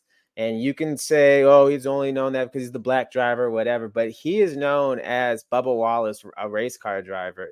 That's why he's on those promos. I always hear on Twitter, oh, why is he on these promos? He's not even a champion. Like, that's why, because he gets eyeballs on the sport. That's why he's on the cover of the video games with Chase Elliott and Ryan Blaney, 2 now champions. The dude moves numbers and he moves the needles. And, for NASCAR to break out of the stereotype that it's, rednecks going around in a circle and tap into these new markets, like Bubba is the tip of the spear for those efforts. I think it's such a cool thing because, you know, I guarantee you, and this is not a knock on any of those guys, but like Chris Buescher ain't getting Star Wars. You know, William Byron ain't showing up and get at Mark Hamill's house for a commercial. You know, like they just don't have that kind of cultural relevancy, and they just don't move the needle like he does. And And that's why so, people were salty. I mean, yeah, that's exactly why. And I just think that's just something that I feel like we within our circle give him credit for. That's something I would hope that folks outside or folks that listen to the podcast who may not even recognize it just because they might be pro Bubba fans or whatever, but just the fact that he is able to walk into rooms that almost no other driver can, you know. And, you know, I think about like a Kyle Busch, like you could tell me Kyle Busch head to head is better than Bubba Wallace. I would not argue that any stretch. Look at his resume. It's amazing. But when it comes to getting marketing dollars, when it comes to getting eyeballs on the product, Bubba just has something that no other guy can match in a sport where it's all about off-track marketing as much as it is on-track performance. Like, he's leading the league in that category. You know, he's got sponsors lined up out the door for him. And so I just think this partnership really was a big reflection of it. I thought it was so cool to see. I ordered a shirt. I'm patiently waiting for that diecast link to pop up any day now. Lionel, if you're listening, holler at me. I want one. I want a couple probably. Same. But I just wanted to just make that call out because I just think, like I said, this is something that's really cool. And yeah, I wish it had gotten more screen time during the race, but I mean, it was all over Twitter in the week leading up. And I think that debut video hit like a couple million views for sure, at least 2 or 3 million views. And that's just something that he's able to do based off of himself and his brand. You know, we talk about paint schemes and all of that, but like his brand is able to go out there and get these partnerships. And I just think that's really cool. And, you know, I love to see the fact that he's able to get those deals. And, you know, I'm sure that they didn't come free. I'm sure that my man got a check for it. So I think that's really cool.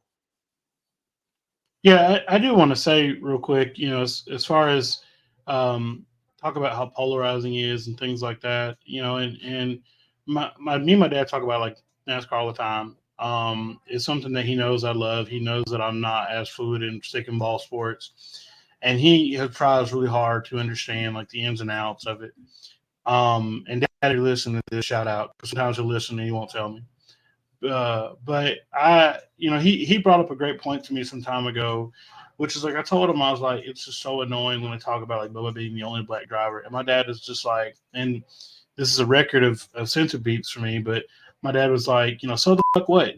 Even if he is like the only black driver, and that is why they market him, that's a huge accomplishment. I mean, you think about how long like NASCAR has been, you know, like a major league sport, and you have this black driver who, you know, is you know, has a huge music interest, like I said, and is very vocal and well spoken. He talks about his mental health. Like it's something to behold amongst the sea of, you know, the children of good old boys and air conditioner salesmen.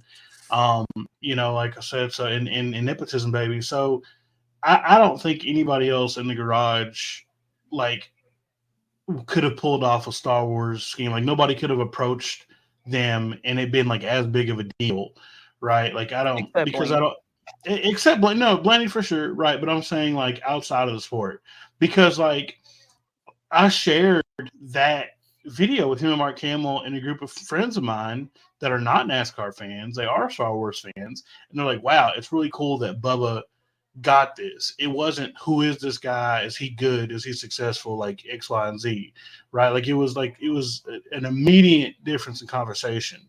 So yeah, I mean, I think that even if people want to make the argument that like, oh, he's only there because of his race in X, Y, and Z, like okay, like even if that's the case, bro, you know, it still is moving the needle in the right direction, regardless. So and the fact that he can perform to back it up now is only makes it even sweeter. So, yeah, that's my take on that.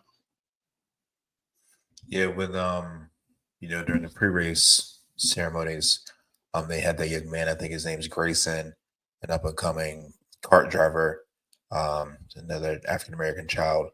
You know, Bubba's presence opens doors and gives, you know, more minorities an opportunity to try and strive for something besides like, oh, I want to be in the NBA, or I want to be in the NFL. I feel like with being a NASCAR driver, you don't have to be the fastest, you don't have to be the tallest, you don't have to be the strongest. You can have skill, and it doesn't matter, what body type you are, which opens a lot more of us, to sit in a race car seat. I mean, look at Austin Hill's big ass. He's 6'5", 300 pounds. He raced little ass race cars. But it just helps, the future generations that we're raising. It helps the kids, have other role models and different people to look up to. So it was really inspiring to see. Super proud of Bubba. Super proud of the season that he had. NASCAR is really lucky you have an African American driver, someone who's an advocate for mental health, somebody who's amazing star power, just happy go lucky, willing to shoot whatever promotion that needs to be shot. He'll be, sitting in the closed door meetings and offer us insight about where the brand should go, where the sport should to take it to next steps. So I appreciate NASCAR wrapping their hands around him and seemingly help Bubba, guide the future. Just to touch on Danny's point about the Roger Penske handshake, the hand arm debacle. Hopefully, Toyota themselves is cooking up something great because allegedly they're coming out with a car next year too. So we might have to say our goodbyes and our sorrows and change our allegiance to the great Roger Penske. If Toyota does their thing with this new bodied car, Denny puts his foot down in David Wilson's office and says, "You will treat me as an equal to JGR or else." And hopefully we can't cook up some speed ourselves where we can have, 2 drivers at 2311 with multiple race wins, multiple stage wins. And who the hell knows? Maybe both of them will be in the championship for next year. So before we move on to the next segment, it was an interesting statistic that got brought up on Twitter. Blaney went winless last season. He's a champion this year. And I like those odds for Bubba. So let's move on to Lights Too Bright. No, get those lights off. Off. Turn them off. They're too bright. Turn them off. Turn them off. Let's go. Ready? Turn off the lights. Turn off the lights. All right. Adam Stevens, this award's for you. You brought the wrong brake package to Phoenix and cost your boy a title.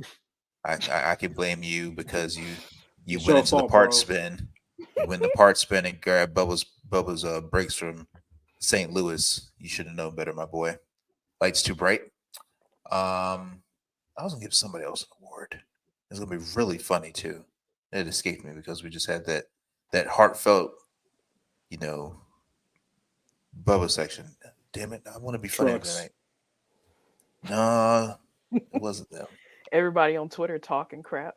That's it. It won't Twitter either. It was, damn it. We'll take a lap and come back to you. Yeah, take a lap. We'll go take a lap. Let me go. Let me go. God. Oh yeah, you better get ready because my Lights Too Bright for this. It got 2 drivers and they in the truck series. Number 1 name. Carson Hall so far. Other one name. That's expected. Corey Heim. I'm gonna tell you why. That's also expected. So, yeah, of course. So, I could understand Corey Heim getting mad that he got done by Carson. I can understand that. They want to do it. They want to dump him with the 4 laps to go, which caused Grant his championship. And I'm gonna tell you this, bro. What the you doing, dog? 4 laps to go, bro. You couldn't wait to end the race. You want to dump him now, bro? That's just some clown foolery, dog. Some massive clown foolery between these two. But oh well. Yes, what it is. I'm done. I'm done ranting. Danny. Mine is Blaney's pit crew this week. They really, really did not help him. Just about every stop was slow. Yes, Blaney, and he had the car this week. He was able to overcome it, but they just, like I said, they gave him basically every possible opportunity to lose that race was because of the pit crew.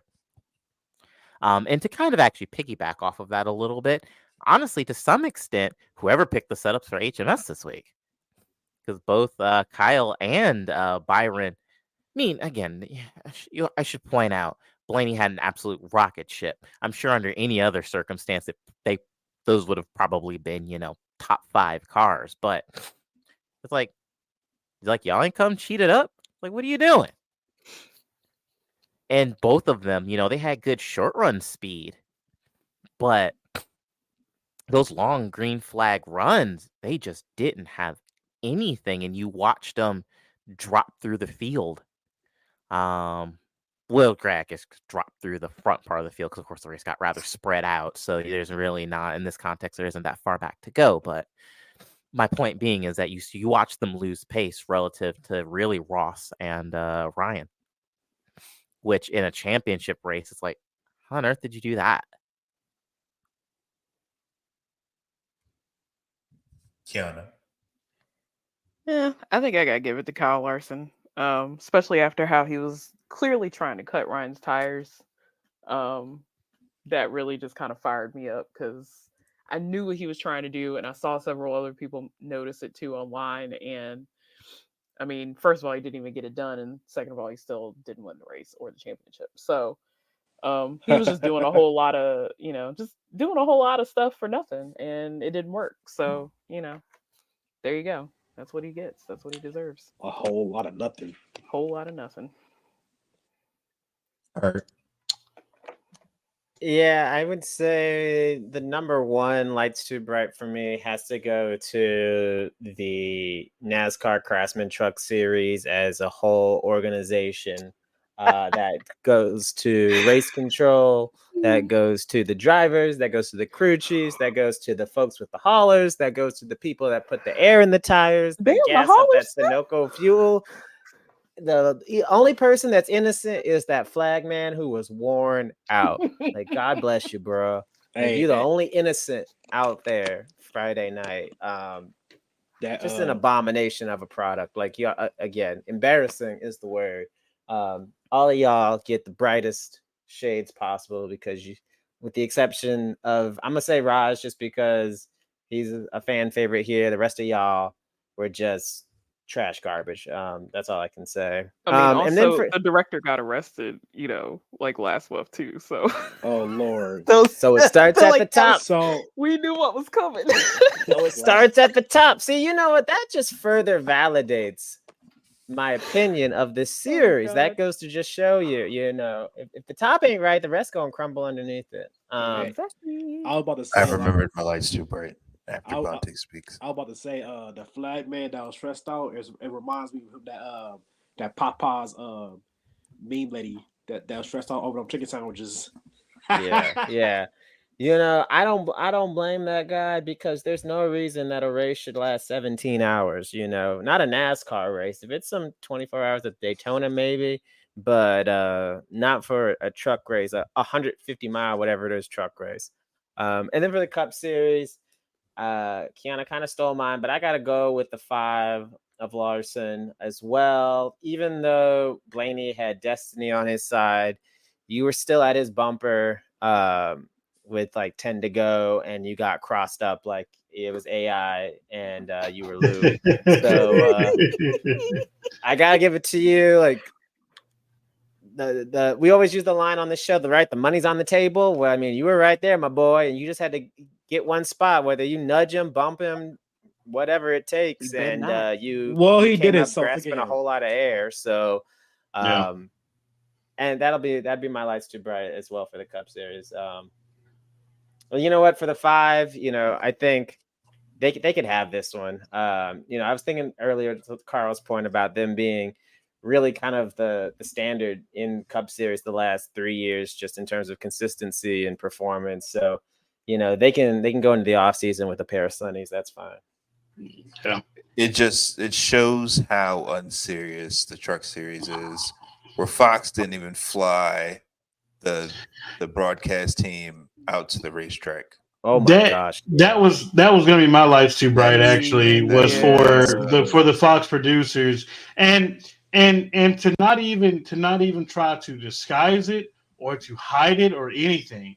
It was painfully clear they did not even fly them out for that. That is insane. That is absolutely insane. I mean, they should be embarrassed behind that. Um, but if I have to alternate my Life's Too Bright recipient, uh, I'm looking at the 2023 official standings, and the person I want to talk about has won 3 races, but he is not in the top 10 in points. Guess who it is? Speak on it. Martin, I hope Johnny Morris sucked the shit out of you for that one, boy. I'm not gonna lie to you. Oh And that's 3, count them 3, swear it's night. But no. man, I gotta how does this happen, man? How does this happen? Oh my lord. We leave Daytona, and in my mind, I'm like, okay, the champion's either going to come from Hendrick or JGR. It's either going to be the 11, the 19, the 5, or the 24. That in my mind. And how do you manage to piddle fart your way through 3 rounds of competition, give it away at the end? You don't even have a top 10 points like ending the show for. You're not even going to, I guess it's Nashville they have it at now. Yeah, You're not even going to Nashville to eat dinner, bro. He don't deserve that dinner. That's No, he don't deserve crazy. it. That's crazy. That's crazy, bro. That's crazy. So he should have been out. He should have been out the round of 12. well, not even that. Just to piggyback on Carl's point, we just talked about Bubba's year. No wins, no Right. stage wins, Right. top 10 in points, and a round trip flight to Nashville for the awards banquet. Martin Truex Jr., you are this season's Light Too Bright winner. Oh yeah, Like this for the season. For the season. Right. For the Yes. season. Yeah, that's fair. One second. So I found a tweet. Someone said it's about Bubba. He said, and he did it while a single win, only 5 top 10. Also, he finished 3rd in total points. Only Busch and Harvick were on track longer. That's one hell of a statistic. Yeah, and 0 stage wins, mind you. Right. For the 23. That's crazy to me, man. If I'm James Small, like I said, I'm looking at like retirement. I don't know what I'm looking at, but I'm just like, bro, that's embarrassing. Man. Both of them retirement. How did it fall apart like that? And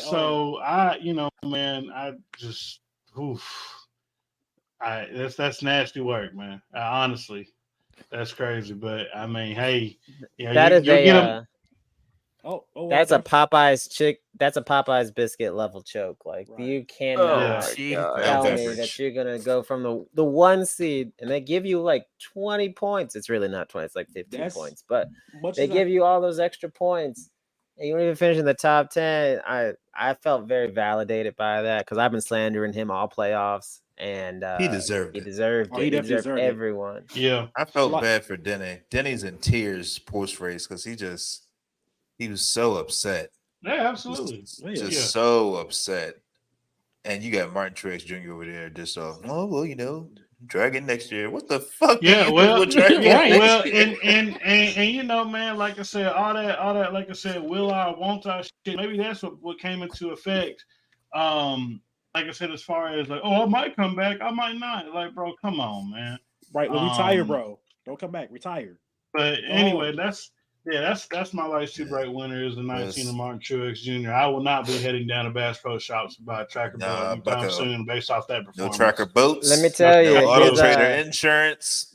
He can go. Look here. He can go to a Bass Pro Shops in Nashville, buy some jerky. That can be his banquet dinner. I'll tell you that. That's not all he deserves. No. What he can do is go fishing, and then don't draw no more. Hey man, I like that. Yeah, going fishing. Retire. I like that. Don't come back. Yeah. You too, James Small. You suck. So the open mic segment, I just want to just recall and recant and just bring this back. Eric Almirola, you will not be missed. You are not Kobe. You are not Mike. You are not Jeff Gordon. You are not Tony Stewart. You are not Kurt Busch. You are not any of these great racers that we shed tears over them leaving the sport. You couldn't leave fast enough, my dog. Like, thank you. I'm glad you're leaving. hopefully your team owners have the wherewithal to sell your charter, because nobody, I don't think, is fit to drive that car anymore, because you've just ruined that team to shame. But if anybody else has to drive the car, maybe Noah can fail upwards and get that. If he does get this car, can we do a Noah's Arc 3 in the off season? Yeah, If Noah does absolutely. get this out back to the Cup, Absolutely. I would love nothing more. Keep the I story would love going. nothing more. I want to keep that story going. That's a really great story that we have going there. But Rodney Childers, I'm mad at you. We told you last week. We begged you. We pleaded to come cheated to Phoenix. Up. You tried, but it wasn't enough. I needed you ultra cheated. You only came semi. So close. But just wanted to truly and honestly just wish Kevin Hart a happy retirement. I'm looking forward to bringing some life and some common sense into the Fox booth. You and only you can put the reins in the hands on Clint Boyer and make him behave himself to give a race-worthy broadcast job. So thank you for stepping in when there was a great loss on the sport. You've been a great driver and a great champion. I'm looking forward to your next job here come February. That's all I gotta say in this segment. Anyone want to add, subtract, multiply, divide? Yeah, I'll go last on the open mic. If anybody else has got anything. Well, I do. Yeah, I'm a miss Kevin. I've always liked Kevin in Cup. Still feel like well, again, we talk about it all the time. This is a horse that has been well and truly beaten to death, but I still think he got robbed in 2020 with that run that he had. Facts. But yeah, I'll miss him. It'll be good to see him in the booth, but it's gonna be so weird to not see him racing. He is, basically my entire NASCAR awareness. He has been in Cup, so it's wild to think that he's not gonna be around next year. That's wild. But yeah, I figure if anybody will shut Boyer up, it'll probably be him. So that will be nice. But yeah, as far as certainly NASCAR goes, that's all. However, I do want to tease because tomorrow, new episode of Chicanery is going to be cooking. It's going to be kind of a monster, actually. We've got two rounds.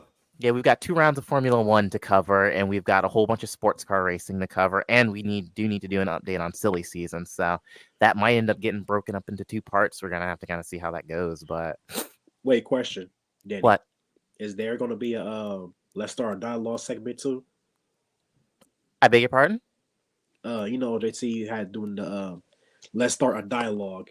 Oh, yes, we probably will be. We're going to sit down some point tomorrow morning and sort of compile notes because I've been taking notes for the last couple of weeks and so have they. So we'll see quite how that meshes, but we are almost certainly going to have that in there somewhere. It's probably one of the funniest segments on the whole show. Looking forward to it. Yeah, absolutely. Speaking of Danny and JT, I would be remiss. Eastside Roasters is our proud presenting sponsors. We are 1 week closer to taste testing the vibes. I know I keep bringing it up because I'm very, very excited. You will get to taste Victory Lane vibes and tell your friends, ladies and gentlemen. Yes, and absolutely. And this goes out. I talked about it on the Twitter space last week, but certainly if anybody listening, if you are interested, because I will be doing a small run of, basically prototype bags. If you are interested, at a Spectre of sorts, DM me on Twitter with a mailing address and I will get one shipped out for you. Ooh. Best part of waking up. Victory Lane vibes before in we your get cup. copyright. Before we get the Oh copyright. my God. Right. They don't even on TV no more. Bruh, those lawyers still on retainer. We don't play around with the legal. Right. We already had our run-ins. Never mind. Oh my God. Who else? Yeah, I want to kind of piggyback one on Danny's point. I still remember. I feel like we always do this, like reminiscing, especially us fans who have been watching for a little bit longer. But I still remember Harvick's first race. Like coming in and under the worst possible circumstances. Yeah. And I still remember that first win. I remember being real mad as a kid because Jeff Gordon was my guy and he beat him at the line. But it's one of those races that I look back on and I'm like, I'm real glad my driver finished second that day. Like the sport needed that car to win on that particular day. Yeah. And I just think he's one of those guys that's just been such a stalwart of the garage the last 10, 15 years. And, had an amazing career, first ballot Hall of Famer, always seemed like a straight shooter, like one of those guys that would be honest with you, tell you what he thinks. And, especially when he was Happy Harvick, when he was in his younger days, man, that man was a menace. Like he was jumping off cars and trying to start fights. And real He's a fight, really yeah. nice guy, bro, though. like they don't make him like they used to because young Kevin absolutely Harvick would not. get after it. And Absolutely. that's just like something I really It was Black Force appreciated. energy. Yeah, like I really appreciated that. Just because that was something that you just didn't see that often. Like you never see that now. And so yeah, I'm looking forward to hearing him in the booth. He's done some, I guess trial races, like Xfinity races, and he's good. Like he's real good in the booth. So I'm expecting that to be a real smooth transition. So yeah, like best of luck to him. I think that's awesome that he's had such a great career, and he went out, I think we all know like he was more competitive than that car was. It's not a case where Kevin Harvick's a scrub. It's I just don't want to. I don't want to race in this crappy 4-car right now because Stuart Haas is falling apart at the moment. And the other thing I just wanted to touch on was we had a lot of talk about playoffs online, and we talked about on the show. But this is big news. I've come around. I've given up on hoping for a Winston Cup playoff system to come back. And I will settle. So NASCAR, if you're listening, I will happily settle for a 2006 style chase where we just do the one reset. Like, I think that's a great compromise for me. I think this shows huge personal growth for me as a racing fan that's willing to meet you in the middle. I feel like that's a good middle ground. So in NASCAR, if you're listening, it rewards some consistency and you still bunch the field back up after 26 races. So I look forward to hearing your counter proposal. You have all my information. Tweet us at VL Vibes Podcast on Twitter. Thank you very much. I remember I wasn't really a big Kevin Harvick fan, but I did have tons of respect for him. Remember him? It was in a 29 car that Pennzoil Impala SS. Him literally winning the Daytona 500 in 2007 by beating Mark Martin at the end, and him just going off on races, literally just stealing wins because they called him close for a reason. And I remember him. Could keep in mind, I was not keeping up with NASCAR news in like 2013, 2014 because I wasn't really caring about it. But when he went to the 4-car, I'm like, wait, when did he get a new team? Interesting. And then he ended up winning a championship that same year. Just a phenomenal racer, and I'm really gonna miss him on the track, but I am gonna be excited for him to be in the booth. So can hard be cooking. So yeah. Yeah. So is everybody else gone? Yeah, I'm done, bro. Okay. Yeah.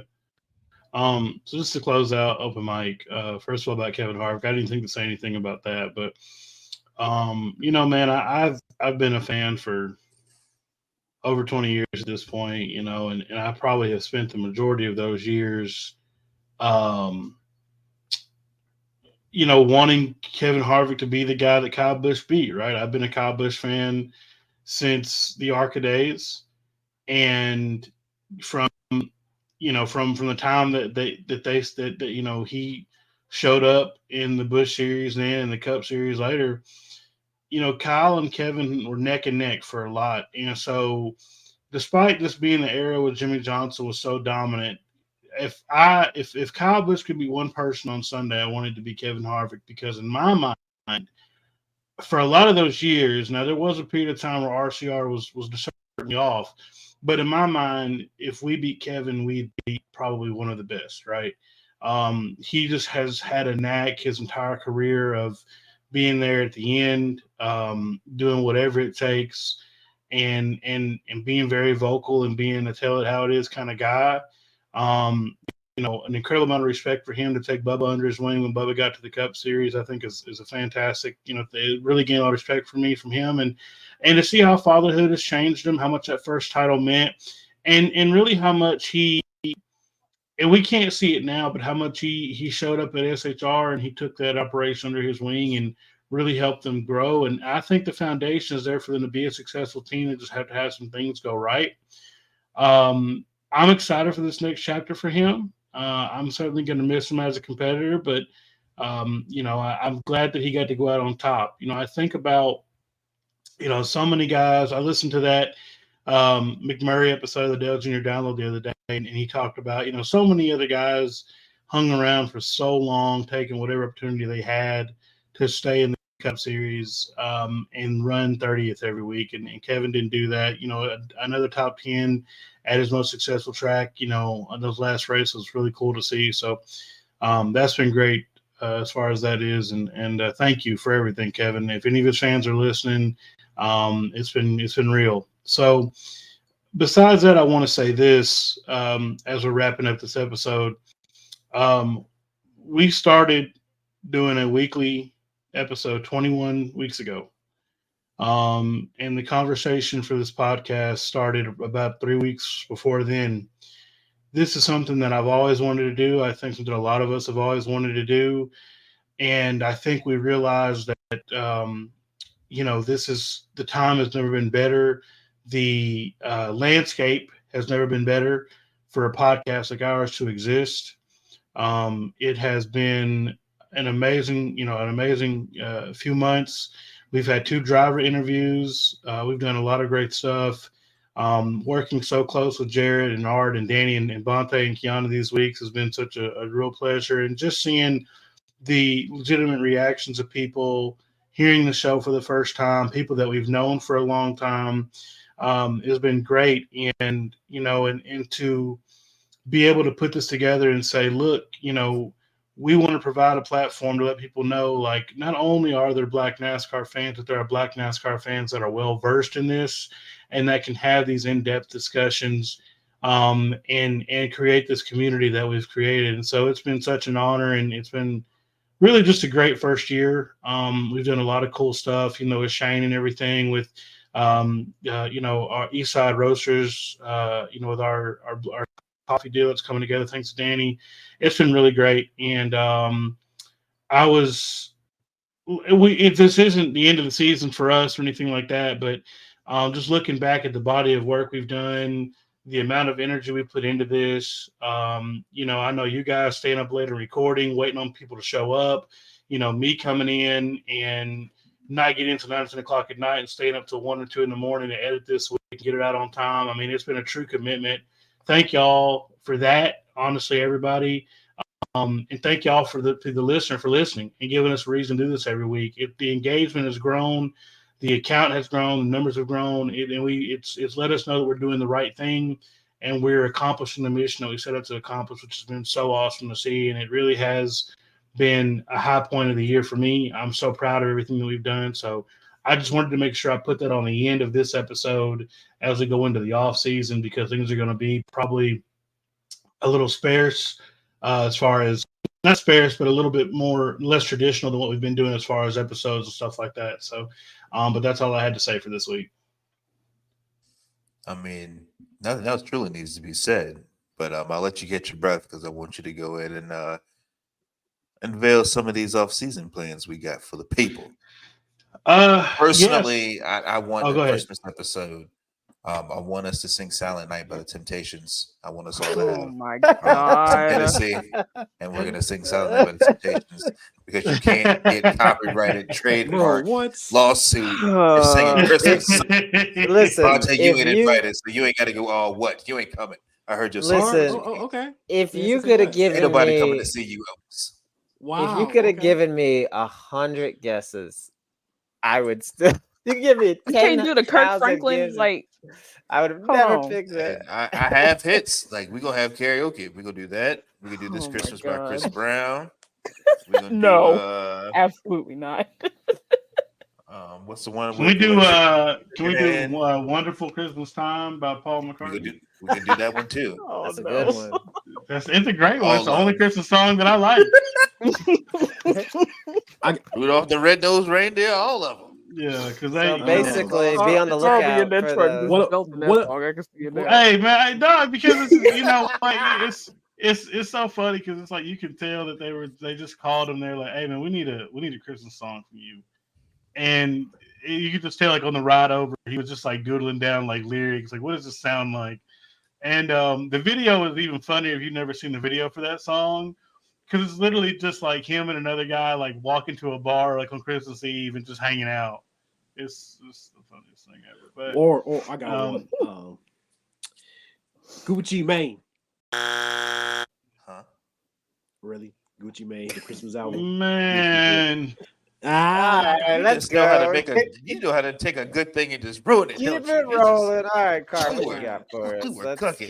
keep the train rolling. Oh god.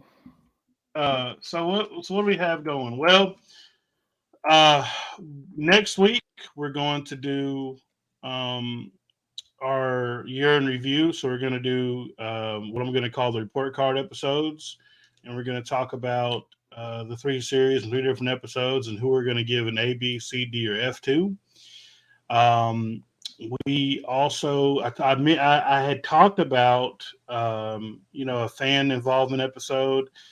We're still working on some details on that, but we're going to be talking about the upcoming NASCAR game and just kind of what NASCAR game means to you and stuff like that. And so when that's all ready to go, I'm going to put that on our socials as to where you can interact with us and me and potentially some people here, maybe some outside people are going to be listening to those and reviewing those comments and just discussing it. Outside of that, probably silly season stuff as it comes out. And whatever else we can come up with to annoy you guys for the next 12 weeks. And that's going to be about it. But like, so we've got some stuff solid for the first 2 or 3 weeks of the off season for sure. So, real quick, you forgot one that we talked about way back when. We even talked about it recently, but NASCAR Classics came along just at the right time. Yes, absolutely. You might have to do some watch-alongs. If you follow us on the socials, keep an eye out. We might look for some recommendations of races so you can watch with us and get our live reactions too. Yeah. How many people can you get into a StreamYard as spectators? Well, so you can set it up to do like an online lectern kind of deal.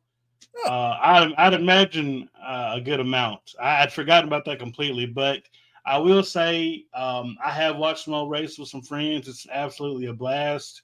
I think that would be fantastic pre or post Thanksgiving antics. So that may be something where we can solidify schedules with some people. I'll be there. Yeah, when we can solidify some schedules with some folks, that's something we're looking forward to. I'd forgotten about that completely, so I thank you for that, Art. But that's what we got for right now. I don't know if anybody else has anything else that they've gotten planned that they just hadn't told me about. We're gonna shenan so we can shenan again.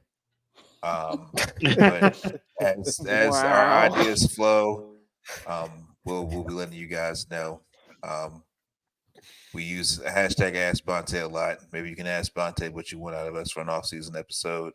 Hell, we might even draw our name out of a hat and have y'all come on here with us one day. We just come on here and just talk about NASCAR and racing and stuff. But with that, I'm going to go ahead and close this thing out. It's been a pleasure being with you these last 21 weeks with this podcast, Victory Lane Vibes podcast.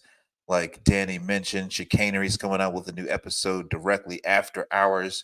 Be sure to continue and listen to them because sadly F1 keeps going after NASCAR ends. But hopefully Vegas isn't a show. So as long as that doesn't happen, then they'll bring some quality content for you. Well, I can say either way because Dan and JT get pretty fired up over there. So y'all make sure y'all stay tuned for Chicanery.